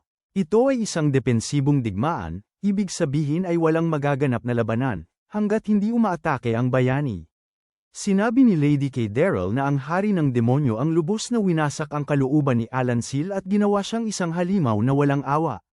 Noong unang naging bayani si Alan Seal, namumuhay siya ng payapa kasama ang kanyang asawa at mga anak. Ngunit nagbago ang lahat nang maglunsad si Bess Aiten, isa sa 4 na general, ng isang mapaminsalang pagsalakay. Kinuha ni Bess Aiten ang asawa ni Alan Seal mula sa kanya at naglaho ang kanyang anak ng walang bakas. Ito ang nagpatindi ng naglalagablab na puot para sa mga demonyo sa loob ni Alan Seal. At ang pagkamuhi na yun ay naipasa kay Lady. Sabi ni Daryl kay Lady na minsan siyang nakipaglaban sa mga sundalong demonyo sa Mithril Mine, at nag-alinlangan nga ang mga ito na saktan ang mga hindi kasama sa labanan. Kinuwento niya rito ang tungkol sa pagpapadala ng demonyo kay Rosette upang makuha ang tiwala ng mga demi-human. Inamin niya na ayaw niya ng anumang labanan dahil may pamilya siya sa magkabilang panig. Tinalikuran niya ito at sinabi na napakabait nito, isang taong hinding-hindi dapat madamay sa digmaan. Sabi niya, lagi niyang iniisip na kailangan niya ng ika-4 na miyembro sa grupo, ngunit ang tanging kailangan niya ay isang pusong kasing lakas ng sa kanya. Siya, pagkatapos ay itinalaga siya bilang kanyang guro, idinideklara na walang mas malakas sa kanya maliban sa nakaraang bayani. Batid na ito ay gintong pagkakataon upang maiwasan ang digmaan, tinanggap niya ang papel, at sila ay bumalik. Samantala, nahihirapan si Deroy na hanapin si Daryl. Kasama si Bash Barsagan, umaasa siyang magagamit ni Zebians ang kanyang mahika ng hangin upang matunton siya, ngunit hindi rin makita si Zebians. Nakipagkita si Rosette kay Daryl sa bahay nito, at palihim silang sinisilipan ni Zebiante mula sa tuktok ng isang kalapit na puno. Dumating si Rosette sa lugar ni Daryl at siya ay nagpapalamig lamang, naglalaro kasama si Gran. Tinanong ni Rosette kung nasaan ang grupo ng mga bayani at sabi ni Daryl, relax lang, nasa kalapit na bayan sila kumukuha ng ilang supply kaya may oras pa tayo. Napansin ni Daryl ang medalya ni Rosette at sabi, aba, isa ka bang espesyal na sugo o kung ano paman? Tinanong niya kung gaano kahalaga ang posisyong yun at sinabi ni Rosette sa kanya, kapantay ng 4 na general. Nagpasalamat siya kay Daryl, sinabing ang paglutas sa sitwasyon ng Mithril ang nagbigay sa kanya ng bagong titulo. Ipinaliwanag ni Rosette na ang posisyon ay hindi pa nga umiral noon dahil naroon si Daryl, ngunit ngayong wala na siya, kailangan nilang likhain ito. Sa kalagitnaan ng pag-uusap, pumasok si Zebians ng may galit at pinagsalitaan si Rosette. Sinabi niya na pinapalabas ni Rosette na hindi nagagawa ng mga general ang kanilang trabaho, at sinabihan niya ang walang isip na may 3 mata na ingatan ang kanyang bibig. Pagkatapos, mapangahas siyang umupo sa lalaking walang gulugad at sinabihan itong tumahimik dahil hindi nagsasalita ang mga upuan. Binalaan din niya ito na asahan ng matinding ganti dahil alam nito kung nasaan si Daryl at nanahimik habang naghahanap si DeRoy sa kung saan-saan. Pumasok si Malika, nakita ang mga bisita, at nagpas siyang gumanap bilang punong abala. Habang kumukuha siya ng pampalamig, sinabi ni Zebians kay Daryl na napakatagal na mula nang huli silang magkita, at idinagdag na, noong huli ay ikaw ay ganap na walang kakayahan at, alam mo, karaniwan lang ang hitsura. Nakita ni Malika si Zebians na nakaupo kay Rosette at tuluyang nagalit. Inihagis niya ang tapo ng alak ng direkta sa ulo ni Zebians at sinabi sa kanya, mayroon kaming mga silya rito, alam mo. Matapos tuluyang makaupo ang lahat sa tamang upuan, tinanong ni Daryl si Zebians kung bakit pa siya naroon. Iginiit niya na nagkataon lang na nag-cruise ang kanilang landas, ngunit ang totoo niyang dahilan ay ang Mithril. Ipinaliwanag niya na anumang bagay na may kinalaman sa Mithril ay problema ng Three-Eyed Doormat, ngunit wala siyang ginagawa tungkol dito, at dahil magulo ang lahat. Siya mismo ang nagpas siyang mag-imbestiga. Si Zebians ay isang lubhang makapangyarihang wind mage, at ang mga high-level na gumagamit ng mahika tulad niya ay kayang lubos na itago ang kanilang presensya sa hangin. Ipinagpipilitan niyang ibigay ni Daryl ang lahat ng Mithril na hawak nito. Magalang na tumanggi si Daryl. Sinabi niya rito na bagamat siya ang nangangasiwa sa Mithril, ipinakita ni Rosette ang tunay na dedikasyon at mabuting hangarin, at yun ang paraan nila upang formalisahin ang kanilang kasunduan. Sinabi niya rito na hindi niya basta-basta maibibigay ito, at humanda siya laban dito, na sinasabing kailangan ito ng leksyon sa paggalang. Humakbang si Malika sa harap niya, at nagsimulang makitang manginig ang demonyo. Iminungkahi ni Rosette na lumabas silang lahat para magpahangin, at pagkalabas nila, sumugod si Zebiantes.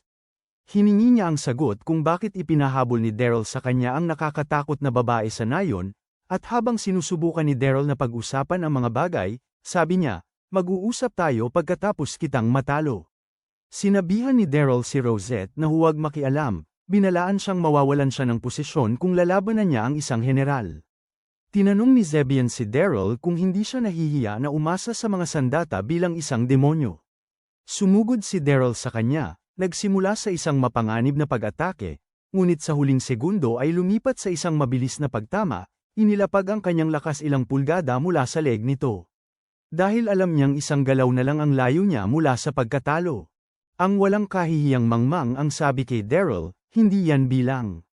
Nagpakagaan lang ako, ulitin natin. Matapos siyang matalo ng paulit-ulit at tumangging tanggapin ito, nagpasya siyang sirain na lang ang buong nayon para mahanap ang Mithril. Pinakawalan ni Daryl ang kanyang Skyren para lunukin ang kanyang Geostorm ng buo, nagdulot muli ng isa pang pagkatalo sa matigas na ulong demonyo, sa parang ikamilyong pagkakataon. Habang pabagsak siya sa lupa, isang serye ng mga pangyayari ang nagtulak kay Daryl na alukin siya ng Mithril na may tiyak na halaga, at bilang bahagi ng kanilang kasunduan, sinabihan niya itong ilihim siya, si Rosette, at ang nayon. Dahil wala nang ibang pagpipilian, pumayag siya, at nagkamay sila bilang tanda ng kasunduan. Humingi siya sa kanya ng sandata na katulad ng sa kanya, espadang Mithril, at sinabi niya rito na hindi posible ang eksaktong kopya, ngunit maaari silang gumawa ng katulad nito. Ipinakilala niya ito kay Sakai at ipinaliwanag na gusto nito ng katulad ng espadang Hermes. Habang nauubos ang oras, sinabi ni Rosette kay Daryl na pabalik na siya, at agad na naisip ni Daryl na malapit nang bumalik ang grupo ng bayani, at magiging sakuna kung makasalubong nila ang isang apat na general. Nagpasya siyang patagilan ng mga ito habang ginagawa ni Sakai ang lahat ng kailangan niyang oras upang kumpletuhin ang order ni Zebiantes at panatilihin itong abala. Nakipagkita si Daryl sa grupo ng bayani at binigyan sila ng serye ng mga gawain. Idinisenyo upang suportahan sila ng panandalian. Matapos ni Lady ang kanyang libong pag-indayog ng espada, pinapante siya ni Daryl upang maglinis. Sa akala niyang malinaw na ang lahat, nakasalubong niya si Sakai sa paliguan, at humingi ng paumanhin si Sakai dahil hindi niya napagtagal ang pagiging abala ni Zebiantes. Pumasok si Lady sa paliguan at nakita si Zebiantes na naroon na.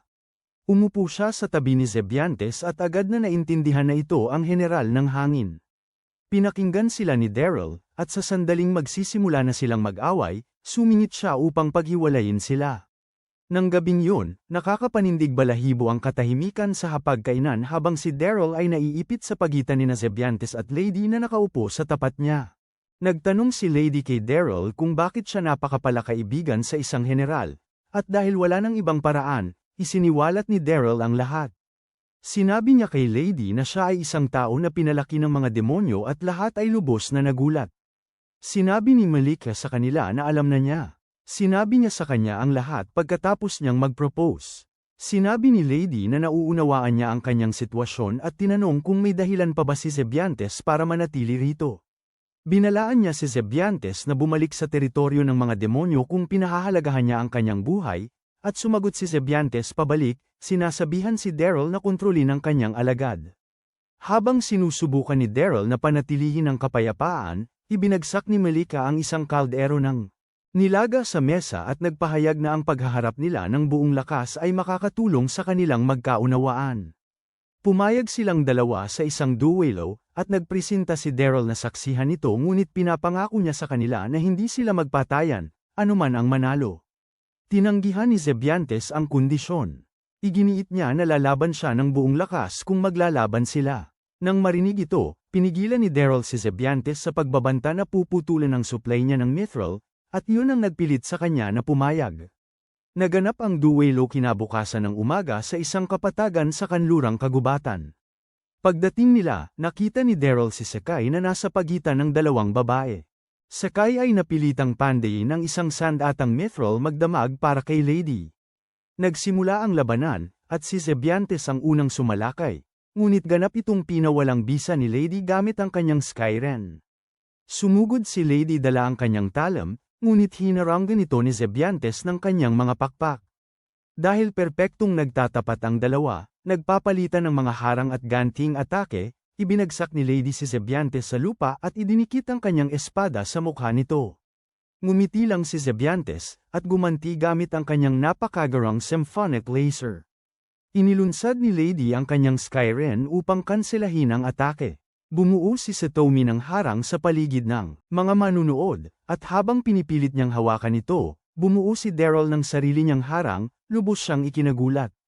Nang tuluyang maubusan ng lakas ang dalawang manlalaban, lumundag si Gran mula sa bisig ni Malika at pasuray-suray na naglakad patungo kay Lady. Ngunit sa kalagitnaan, isang bato ang kumalas at bumulusok ng diretsyo sa kanyang munting ulo. Sumugod si Daryl upang dakpin siya habang sabay na sinira ni na Lady at Zebiantes ang bato. Ang dalawang powerhouse ay sa wakas tumigil sa paglaban pagkatapos noon. Sinabi ni Lady kay Zebiantes na may naramdaman siya habang sila'y naglalaban, na sa kaibuturan, wala sa kanila ang tunay na gustong wakasan ang isa't isa. Dahil sa pagkaunawa na yon, nagsimula silang dalawa na bumuo ng isang bagay na mas malapit sa tiwala. Ibinabalita ni Sisha kay Daryl. Nakilala niya ang pinakakamanghamanghang tao sa kanyang pakikipagsapalaran, at hulaan mo kung sino. Alan Sinsil. Pagkatapos ay biglang pumasok si Zebiantes, sinabihan si Alan Sil na takpan ang kanyang dibdib. Wala siyang ideya kung sino ang lalaking ito, kaya ipinaliwanag ni Daryl sa kanya. Sinabi niya sa kanya na talagang nakaligtas si Alan Sil sa malagim na pangyayari na kagagawa ni Gran Barza, na nagdulot ng matinding pagdurusa. Sobrang nakakabaliw. Ipinaliwanag niya na si Alan Sil ay isang tunay na makina ng pakikipaglaban, hindi nasasira, hindi nagdurugo. At habang ang mga bata ng nayon ay nagsisimulang lumapit ng palihim kay Alan Sil, sinubukan ni Daryl na protektahan si Zebians, lubos na umaasa sa pag-atake ni Alan Sil. Pero ang nakakagulat, si Alan Sil ay nakaupo lang doon, nakikipaglaro sa mga bata. Lubos na nagulat si Daryl. Si Daryl, bilang isang mabuting host, ay pinapasok si Alan Sil sa kanyang bahay habang si Zebiantes ay nagtatago pa rin sa likuran niya. Pagkatapos, ginulat ni Alan Sil ang lahat sa pamamagitan ng pag-abot at paghawak sa mga kamay ni Zebiantes upang bumati. Mabilis na bamulong si Daryl kay Zebiantes na tumakas kapag nagkaroon siya ng pagkakataon, binabalaan siya na kayang maramdaman ni Alan Sil ang mahika. Kaya kailangan niyang maghintay hanggang sa makalabas siya ng nayon bago gamitin ang alinman sa kanyang kapangyarihan. Tinatanong ni Daryl si Alan Sil kung bakit pa siya narito, at casual na binanggit ni Alan Sil na nabalitaan niyang si Lady, ang kanyang apprentice, ay nagdulot ng kaunting gulo. Nagpaumanhin si Lady dahil matagal niyang natalo ang hari ng mga demonyo, ngunit sinabi ni Alensel sa kanya na kasalanan niya yon, at hindi na kailangan pang magpaumanhin. Aniya, bago pa rin siya, at ngayong gumaling na ang kanyang mga sugat, balak niyang ituro ng masinsinan sa kanya ang lahat ng teknik na nakalimutan niyang ituro. Naging masigla si Lady sa pag-iisip na muling magsanay kasama si Alensel, at nag-alok si Daryl na samahan sila sa lugar ng pagsasanay. Ngunit bago sila umalis, binanggit ni Alensel na may naramdaman siyang kaina-hinala kanina lang. Tinuro niya ang bintana, at oo nga, ang pinag-uusapan niya ay si Gashida, ang kaibig-ibig na Kenkoy. Sa wakas ay nakarating sila sa training ground, at sinabi ni Alensel kay Lady na lumaban siya kapag handa na siya. Ang sabik na bayani ay nagsimulang umindayog, at si Alensel ay umiiwas lang sa bawat atake, literal na humihikab habang ginagawa niya ito. Ipinakita niya rito kung gaano siya kadaling talunin sa isang totoong laban, inagaw ang kanyang espada at itinumba siya, ipinapaalala sa kanya na hindi siya kasing lakas ng iniisip niya. Ngunit inamin niya pagkatapos na talagang bumuti ang kanyang teknik, at tinanong kung sino ang nagtuturo sa kanya. Sinabi niya na si Daryl ang nagbibigay sa kanya ng leksyon, at sa pagkakaalam niya, siya ang pinakamalakas na tao. Nakilala niya bukod kay Alensel. Binunot ni Alensel ang sandata niya, at tinanong si Daryl kung gusto nitong mag-ensayo. Lubos na umatras si Daryl, iginiit na nagretiro na siya sa paglalakbay. Nagsimulang mawalan ng tiwala sa kanya ang mga taga-nayon, ngunit si Gashida pala ang humarap at ipinagtanggol siya, na nagdulot ng hiya kay Daryl kaya napilitan siyang pumayag. Sa sandaling tumapak si Daryl sa ring. Ang aura ni Alensel ay nagbago ng husto, at lubos itong ikinatakot niya. Ang walang gulugad na si Daryl ay umurong sa laban, ipinapanukala na kumain muna sila. Habang sila ay kumakain, si Zebiantes ay nanunood mula sa malayo. Habang siya ay palihim na paalis, ang isang tuwalya ay sinusubukang tanggihin mula sa sampayan, kaya ginamit niya ang kanyang mahika upang hulihin ito. Sa sandaling gawin niya ito, naramdaman ni Alensel yun, hinugot ang kanyang sandata, at inihagis ito ng diretso sa kanya. Ang sandata ay pinigil siya sa lupa, at sa loob ng isang iglap, nakatayo na siya sa tapat niya, handang tapusin ang kanyang balak. Ngunit hinaranggan ni Daryl ang atake. Masigasig si Alensel na tuluyang mawala ang demonyo, ngunit sinabi ni Daryl sa kanya na hindi niya hahayaang may mapahamak sa kanyang baryo, kahit isang demonyo pa. Hindi ito ang unang pagkakataon na nakaharap ni Daryl si Alensel, ngunit karaniwan, naroon si Gran Barza upang protektahan sila. Sinubukan ni Daryl na kausapin si Alensel upang huminahon, pero ayaw pakinggan ng dating bayani ang anuman. Dumaluhong si Alensel kay Zebiantes, at bawat pagtatangka ni Daryl na hamarang ay sinasalag. Habang natitilapon si Daryl, ginamit niya ang kanyang espada para hatakin si Zebiantes palapit sa kanya. Napansin ni na Lady at Gashida ang kaguluhan, at nagsimulang tumakbo ng mabilis palapit, pero sumigaw si Daryl sa kanila na manatili sa likod. Lumapit si Alensel kay Daryl at sinabi sa kanya na hindi niya akalain na may iba pang nagtataglay ng lahat ng apat na katangian ng aura maliban sa kanya. Sabi niya na noong siya ay isang bayani, palagi niyang hinahanap ang pinakamalakas, at nagtataka kung bakit hindi niya nakasalubong si Daryl. Sinabi niya kay Daryl, para maging bayani upang lubusang puksain ang lahi ng mga demonyo, ngunit tumanggi si Daryl. Nagpasya si Alensel na pakawalan ang kanyang nakakatakot na emperor na si Skyrend na binabad sa Sting Aura, at nang gawin niya yun, inilunsad din ni Daryl ang mismong kaparehong atake para salubungin ito ng harapan. Sinubukan ni Lady na pigilan si Alensel sa pagpapatuloy pa, ngunit lubusan niya itong binalewala. Lumapit siya kay Daryl at tinanong kung bakit niya pinoprotektahan ang mga demonyo.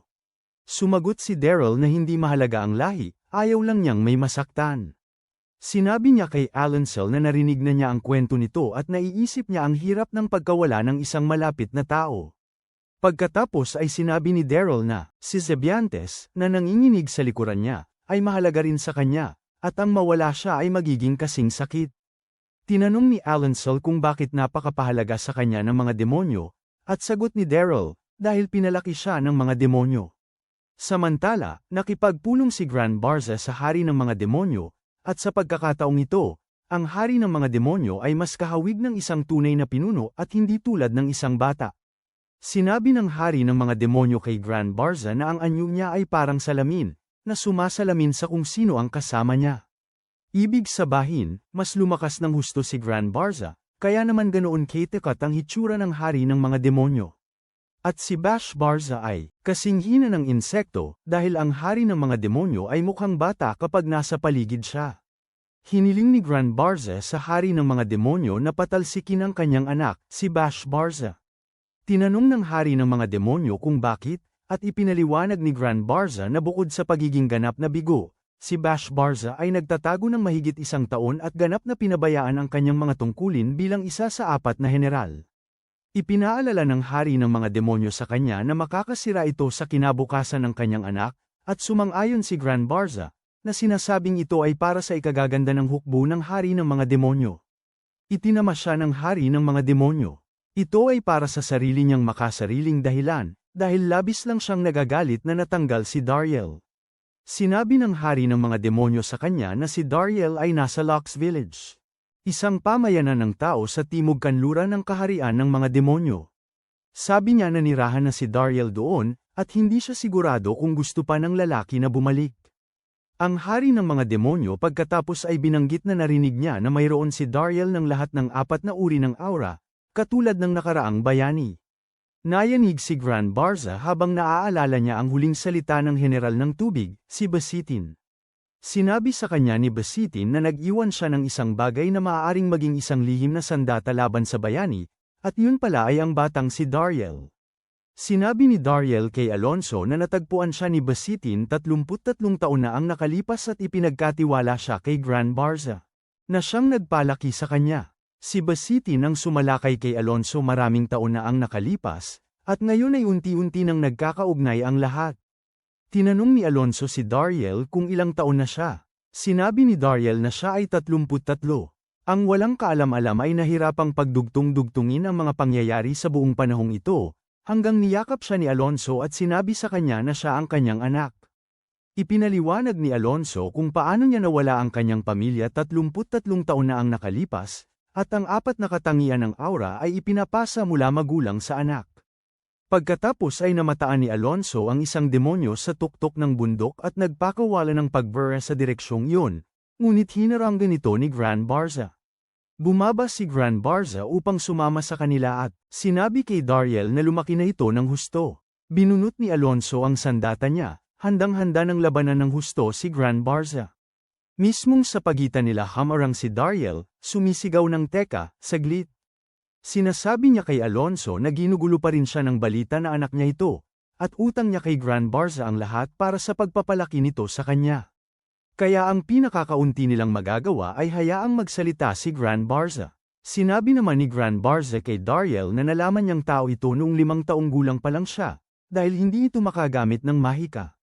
Inamin niya na matagal niya itong pinagdamdaman, pero hindi niya magawang pakawalan si Dariel. Pagkatapos, mahigpit na hinayla ni Gran Barza si Dariel sa isang yakapin at sabihin na siya ang lubos na ipinagmamalaki ng kanyang buhay at ang tanging dahilan kung bakit niya palaging itinulak ang kanyang sarili na maging mas malakas. Binitawan ni Alonso ang kanyang sandata, ang bigat ng lahat ay sabay-sabay na bumagsak, at sinisi si Gran Barza sa lahat ng oras na sana'y ginugol niya sa kanyang anak, oras na dapat ay humubog ng lakas. Sinabi niya na ang lahat ng galit at puot na yun ang nagbigay sa kanya ng kapangyarihan, at kahit alam niyang buhay ang kanyang anak, ang nawalang oras ay hindi na maibabalik. Sinabi ni Gran Barza sa kanya, hindi mo na kailangang dalhin ang galit na yan, idirekta mo na lang sa akin sa halip. Inamin niya na ang ginawa ni Basitin ay hindi mapapatawad, at kailangan niyang panag-utan ang krimen ng kanyang kasamahan. Muling kinuha ni Alonso ang kanyang sandata at sinabi, marahil dito talaga nakatadhana magtapos ang aking paglalakbay ng paghihiganti. Habang silang dalawa ay nagliliyab sa kapangyarihan at handang muling baguhin ang tanawin sa kanilang pagtutuos, alam ni Dariel na kailangan niya silang pigilan, ngunit alam din ng baliw na hindi ito tama. Taos pusong gustong magbayad sala ni Gran Barza, at naiintindihan niyang wala siyang karapatang ipagkait kay Alonso ang kanyang paghihiganti. Habang siya ay nagkakanda-ugaga sa pag-iisip upang makahanap ng sagot, pinapalamig ni Malika ang ulo ng dalawang mainitin ng ulo sa pamamagitan ng sa simpleng pagbuhos sa kanila ng tubig. Sinabihan niya sila na huwag ipakita sa kanilang mga apo ang kapangitan ng labanang nagmumula sa galit, at ang dalawang lalaki ay tuluyang natigilan sa katahimikan. Pagkatapos, ipinakita niya sa kanila ang anak ni Dariel, at salamat sa kanya, alam na alam ni Dariel ang gagawin. Nilapitan niya si Gran Barza at sinabihan nitong manatiling buhay anuman ang mangyari, kung tunay na gusto nitong maging masaya si Dariel. Pagkatapos, sinabihan niya si Alonso na maglaan ng oras sa kanyang apo, alam na hindi na mababawi ng lalaki ang nawalang mga taon kasama ang sarili niyang anak. Samantala sa kaharian ng mga demonyo, inorganisa ni Bash Barza isang paunang pagdiriwang para sa pagiging pinakadakila sa apat na general. Pagpasok niya pa lang sa bulwagan, parang nasabi niya, huli ba ang lahat? Ngunit pagkatapos ay sinabihan siya na literal na walang dumating, lahat ng imbitasyon ay tinanggihan. Ipinaalam din ng receptionist sa kanya na nakipagkita na ang kanyang ama sa haring demonyo at opisyal na nagpetisyon na tanggalin siya dahil sa pagiging napakalaking kabiguan. Nagsimulang magalit si Bash Barza tungkol sa kung paano niya nadiskubre at napaperpekto ang isang lihim na estratehiya upang talunin ang bayani, ngunit sinabihan siyang huli na ang lahat. Tinanong niya kung ano ang dapat sana'y ginawa, at sinasabi nila sa kanya na maaaring iba ang mga bagay kung narito pa si Dariel. Nang makita kung paano umiikot ang lahat kay Dariel, si Bash Barza ay sumabog sa galit at nagpasya na siya mismo ang pupunta kay Dariel. Habang naglalaro sina Gran Barza at Alonso kasama si Gran, nagsimulang umiyak ang sanggol, at dinala siya ni Malika para palitan ng lampin. Tinawagan ni Dariel si Rezet, at lumalabas na gustong makipag-usap ni Gran sa kanya. Sinabi ni Gran kay Rezet na may isang lalaking may balbas na hindi maganda ang pakikitungo sa kanya, at sinabi ni Rezet sa kanila na ibigay sa kanya sa telepono ang lalaking may balbas. Ibinigay ni Dariel ang telepono kay Gran Barza, at ang walang kaalam-alam na si Rezet ay nagbabanta. Si Gran Barza, na nagsasabing kung galawin niya lang si Gran, siya mismo ang haharap sa kanya.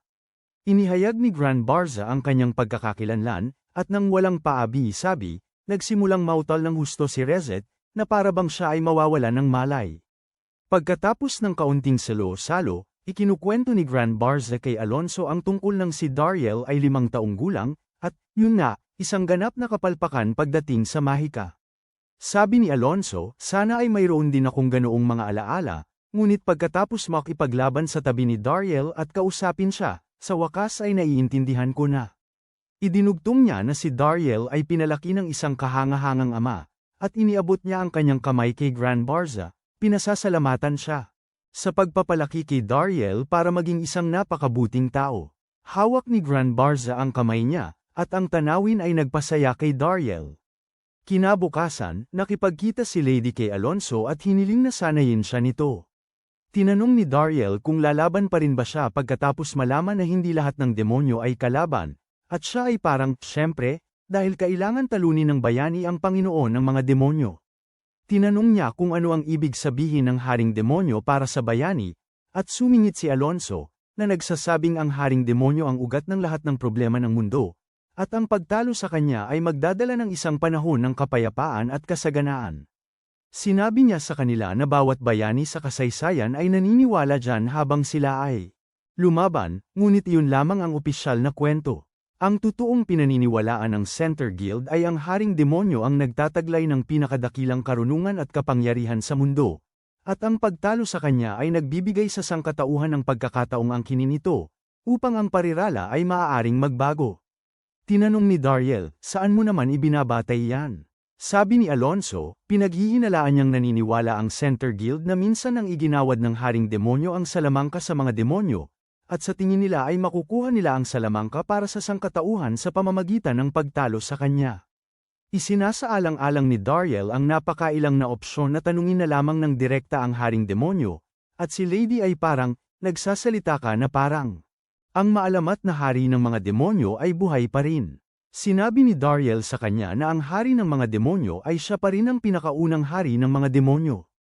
Wala pang nagbago mula pa noong panahon ni Gran Barza. Sinabi ni Alonso kay Lady na malaya siyang tuluyang iwanan ng hamon dahil ang labanan ay nakaugat sa kasakiman ng tao, at alam ng lahat ang tunay na dahilan kung bakit niya ito sinasabi, para hindi siya tuluyang matalo ng hari ng mga demonyo. Tinanong ni Lady kung magpapatuloy pa rin ang kaguluhan kahit umalis siya, at sinabi sa kanya na magpapatuloy ito. Idineklara niya na patuloy siyang lalaban kung gayon, at kapag nakita niya ang lahat sa sarili niyang mga mata, makikita niya. Ang kanyang sagot, si Fitbatan ay kumakatok ng malakas sa pinto ni Dariel kasama ang lahat ng manggagawa sa minahan sa likuran niya. Sinabi niya kay Dariel na nilulusob ng isang halimaw ang Mithril Mine at kailangan nila ng agarang tulong. Sinabi ni Dariel kay Gashida na magtipo ng isang squad at sumunod sa kanila. Itin-teleport sila ni Zebians ng direkta sa minahan, at pagdating nila, nakita nila ang isang napakalaking dragon. Pagkababa, nakatanggap sila ng ulat na ang mga knocker ay naiipit pa rin sa loob, at mabilis na pumasok si Dariel upang iligtas sila. Sinabi ni Grand Barza sa iba na magtuon sa pagsugpo sa halimaw. Si Dariel ay sumugod upang iligtas ang mga knocker, at si Alonso ay naroon din sa tabi niya. Ang dragon ay patuloy na nagwawala, sinusunog ang lahat ng makita, at si Satong na litong-lito ay walang ideya kung paano nila ito pipigilan. Ngunit si Lady ay sumagot, hindi lang natin ito pipigilan, ibabagsak natin ito. Sumugod sila sa dragon, at sinubukan ni Sisha na itarak ang sibat niya rito, ngunit hindi man lang nakagasgas. Pinakawalan ni Lady ang kanyang Skyrend, ngunit kung ikukumpara sa inferno ng dragon, ang apoy niya ay parang posporo. Sinubukan ng dragon na apakan siya, ngunit si Zebians ay humagibis sa huling segundo, dinagat siya, at ibinaba siya sa tabi ni Sisha. Nakita ng dragon ang magkasama nilang nagkukumpulan, at nagpakawalan ng napakalaking apoy patungo sa kanila. Sumisid si Satom sa tamang oras para sagipin sila, ngunit nagtamo siya ng malalang paso. Nang makita kung gaano kalubang dehado ang tatlo, lumukso si Grand Barza sa labanan at inangkin ang kontrol ng apoy gamit ang kanyang mahika. Hinamon pa niya ang mahiwagang halimaw ng apoy, si Salamandra, at tinanong kung gusto nitong ihambing ang kanilang antas ng kapangyarihan.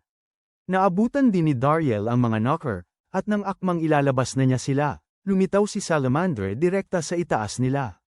Nagpasya sina Dariel at Alonso na unahin ang halimaw.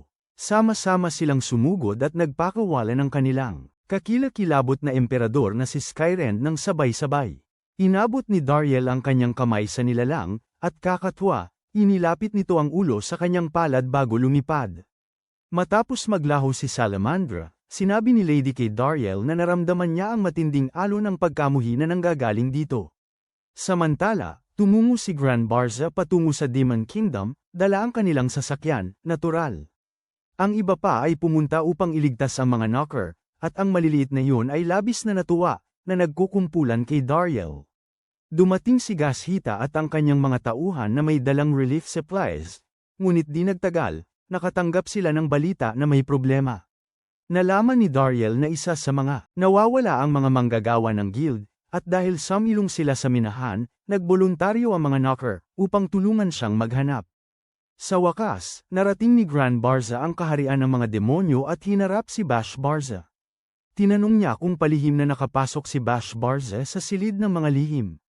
Sinubukan munang magkunwari ni Bash Barza na walang alam, ngunit nang hampasin ng kanyang ama ang dingding, kaagad siyang umamin, "Dad, naaalala ko ang lahat ng itinuro mo sa akin." Ang silid ng mga lihim ay isang napakatagong silid sa loob ng kastilyo ng hari ng mga demonyo na naglalaman ng bawat sumpang nalikha, mula pa sa sinaunang panahon. Ang mga sumpang ito ay patuloy na lumalakas, mas makapangyarihan at mapanganib kaysa sa iba pang mahika, at ang mga ninuno ng demonyo ay labis na natakot sa mga ito kaya't isinara nila ang lahat ng ito. Isa sa mga sumpang yun ay isang teknik para makontrol at mapasunod ang isang mahiwagang nilalang.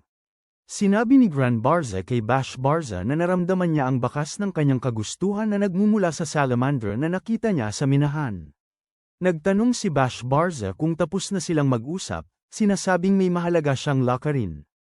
Muling ikinumpara ni Grand Barza si Bash Barza kay Dariel sa hindi magandang paraan, at ang mayabang na hanggal na yun ay tuluyang nawalan ng kontrol. Kinumpirma ni Grand Barza na ginagamit ni Bash Barza ang sumpa ng pagkakasabay-sabay ng espiritu.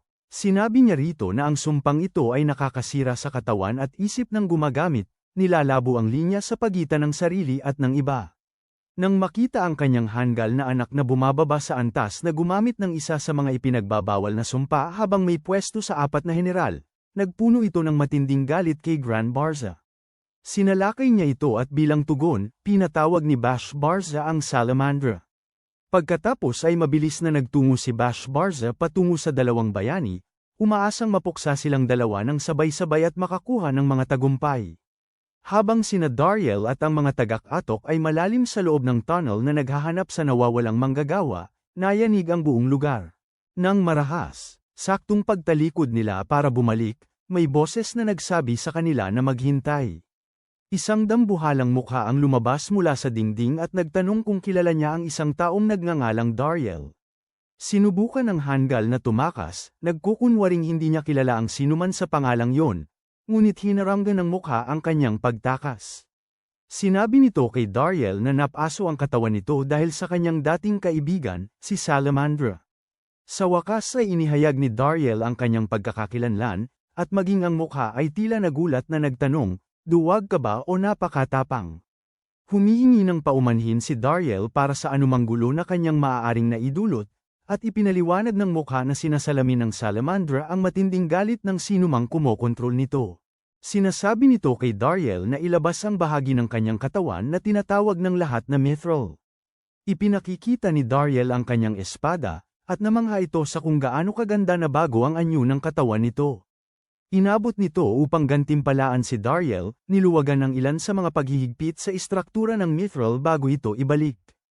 Tinanong ni Dariel kung sino ang nilalang na ito, at sumagot ito na ang mahiwagang halimaw ng lupa. Bago umalis, binalaan ni Gigantamaquia si Dariel na ang Lux Village ay malapit ng maging puok ng matinding paghaharap.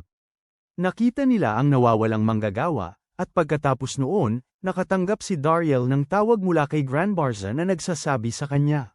Si Bashbarza ang kumokontrol kay Salamandra. Sabi niya, gumagamit si Bashbarza ng mga sumpa at plano nitong lipulin ang mga bayani at lahat ng kasama nila.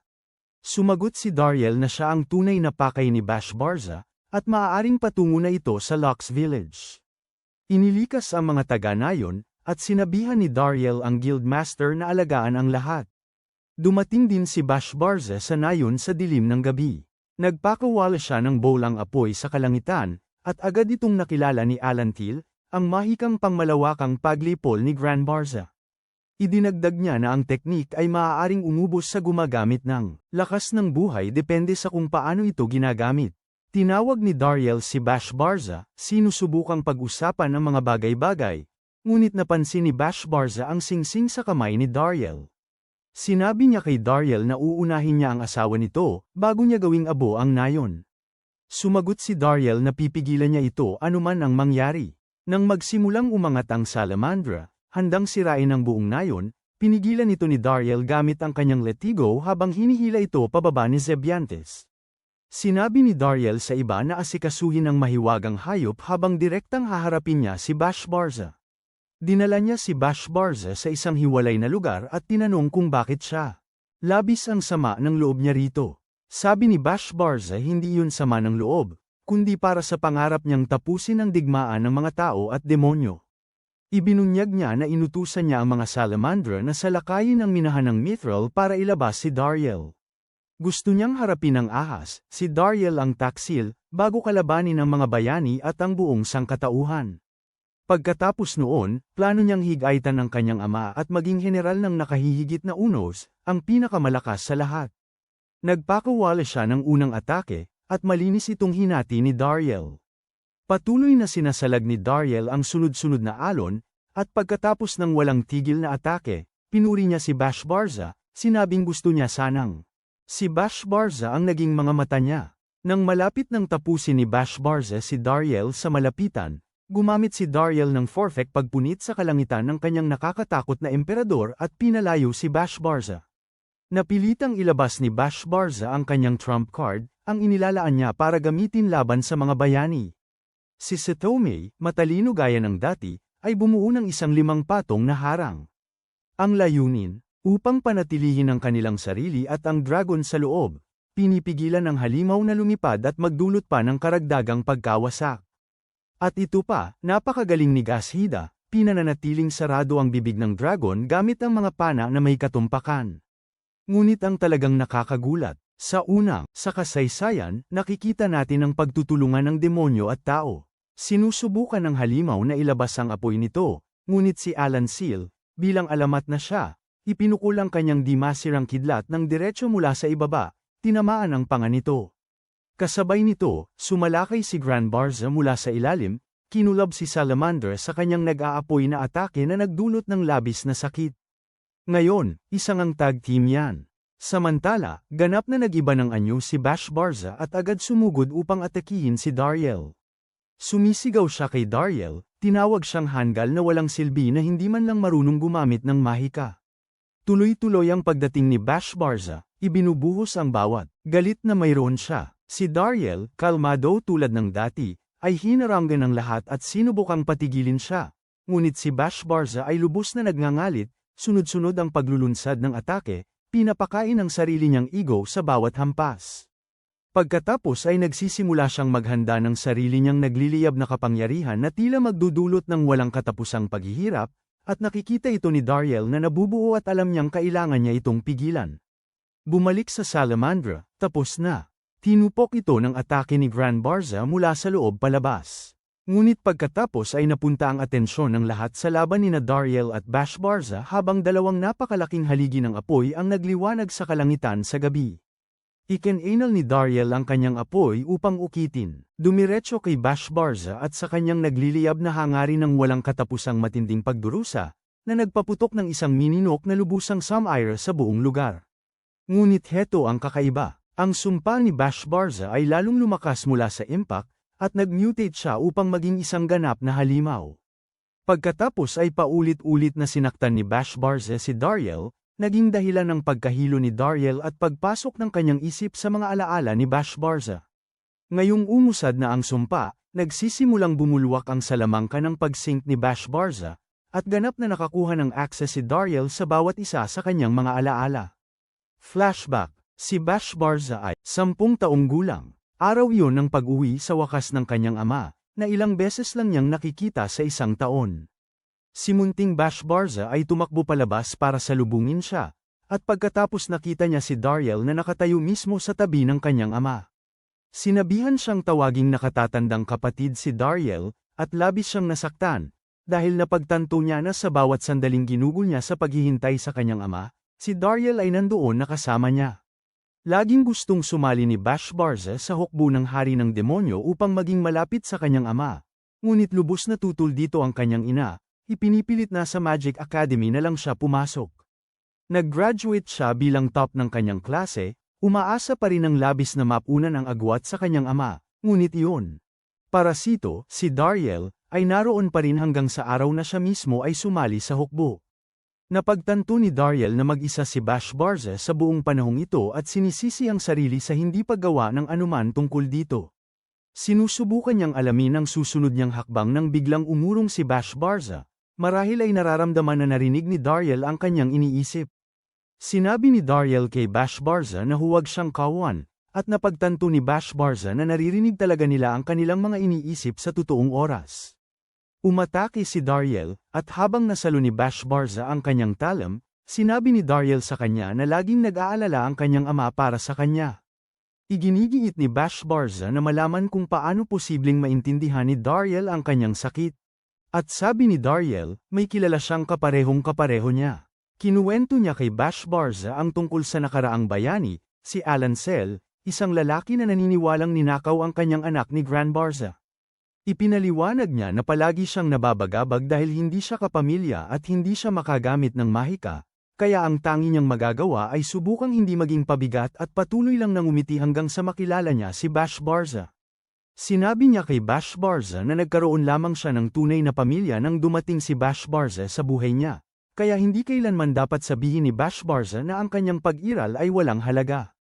Nangako si Dariel na nandoon para sa kanya, tulad ng pagiging nandoon ni Bash Barza para sa kanya nang sila ay bata pa, kaya't pakiusap, tanggapin na lang siya. Ang basag, halos kontrabida ay sa wakas bumigay, bumalik sa kanyang normal na anyo, at sa sandaling akmang hahawakan na niya ang kamay ni Dariel, umungal si Salamander na hindi pa tapos. Nagsimula itong lamunin ang malawakang magic ng pagwasak ni Bash Barza, nangangahulog ang basag na ang hex at malapit nang ipamalas ang tunay na kapangyarihan ng halimaw. Nakita ito ni Bash Barza at agad na sumugod patungo kay Salamandra, Ginamit ang body fusion hex sa hindi kapani-paniwalang bilis upang muling makontrol sa maikling panahon. Sumigaw si Gran Barza na ang hex ay nakamamatay na delikado dahil ito ay tuluyang sinipsip si Bash Barza. Habang nakipagkasundo si Bash Barza sa kanyang kapalaran, tunay na masaya dahil sa wakas ay nakausap niya si Dariel. Lumitaw si Gran Barza, inagaw siya mula sa likod ni Salamandra, at siya na ang pumalit sa kontrol.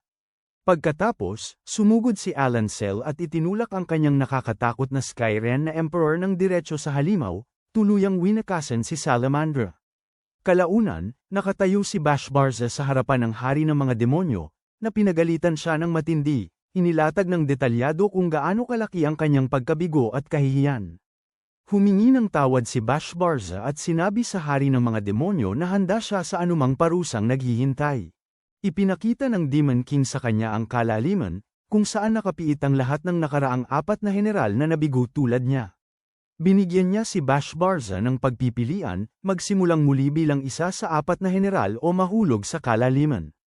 Ang hambog na Gago ay nagpasalamat sa Demon King sa kanyang awa at pinili ang kalaliman. Nang tanungin kung bakit, sinabi niyang hindi mapapatawad ang kanyang ginawa at ang pagtakas sa kanyang mga kasalanan ay hindi magbabago ng kahit ano. Tumangis ang Demon King, nakakainip ka, aniya, sinabing balak niyang hayaang maging masaya si Bash Barza sandali bago siya ihulog sa loob.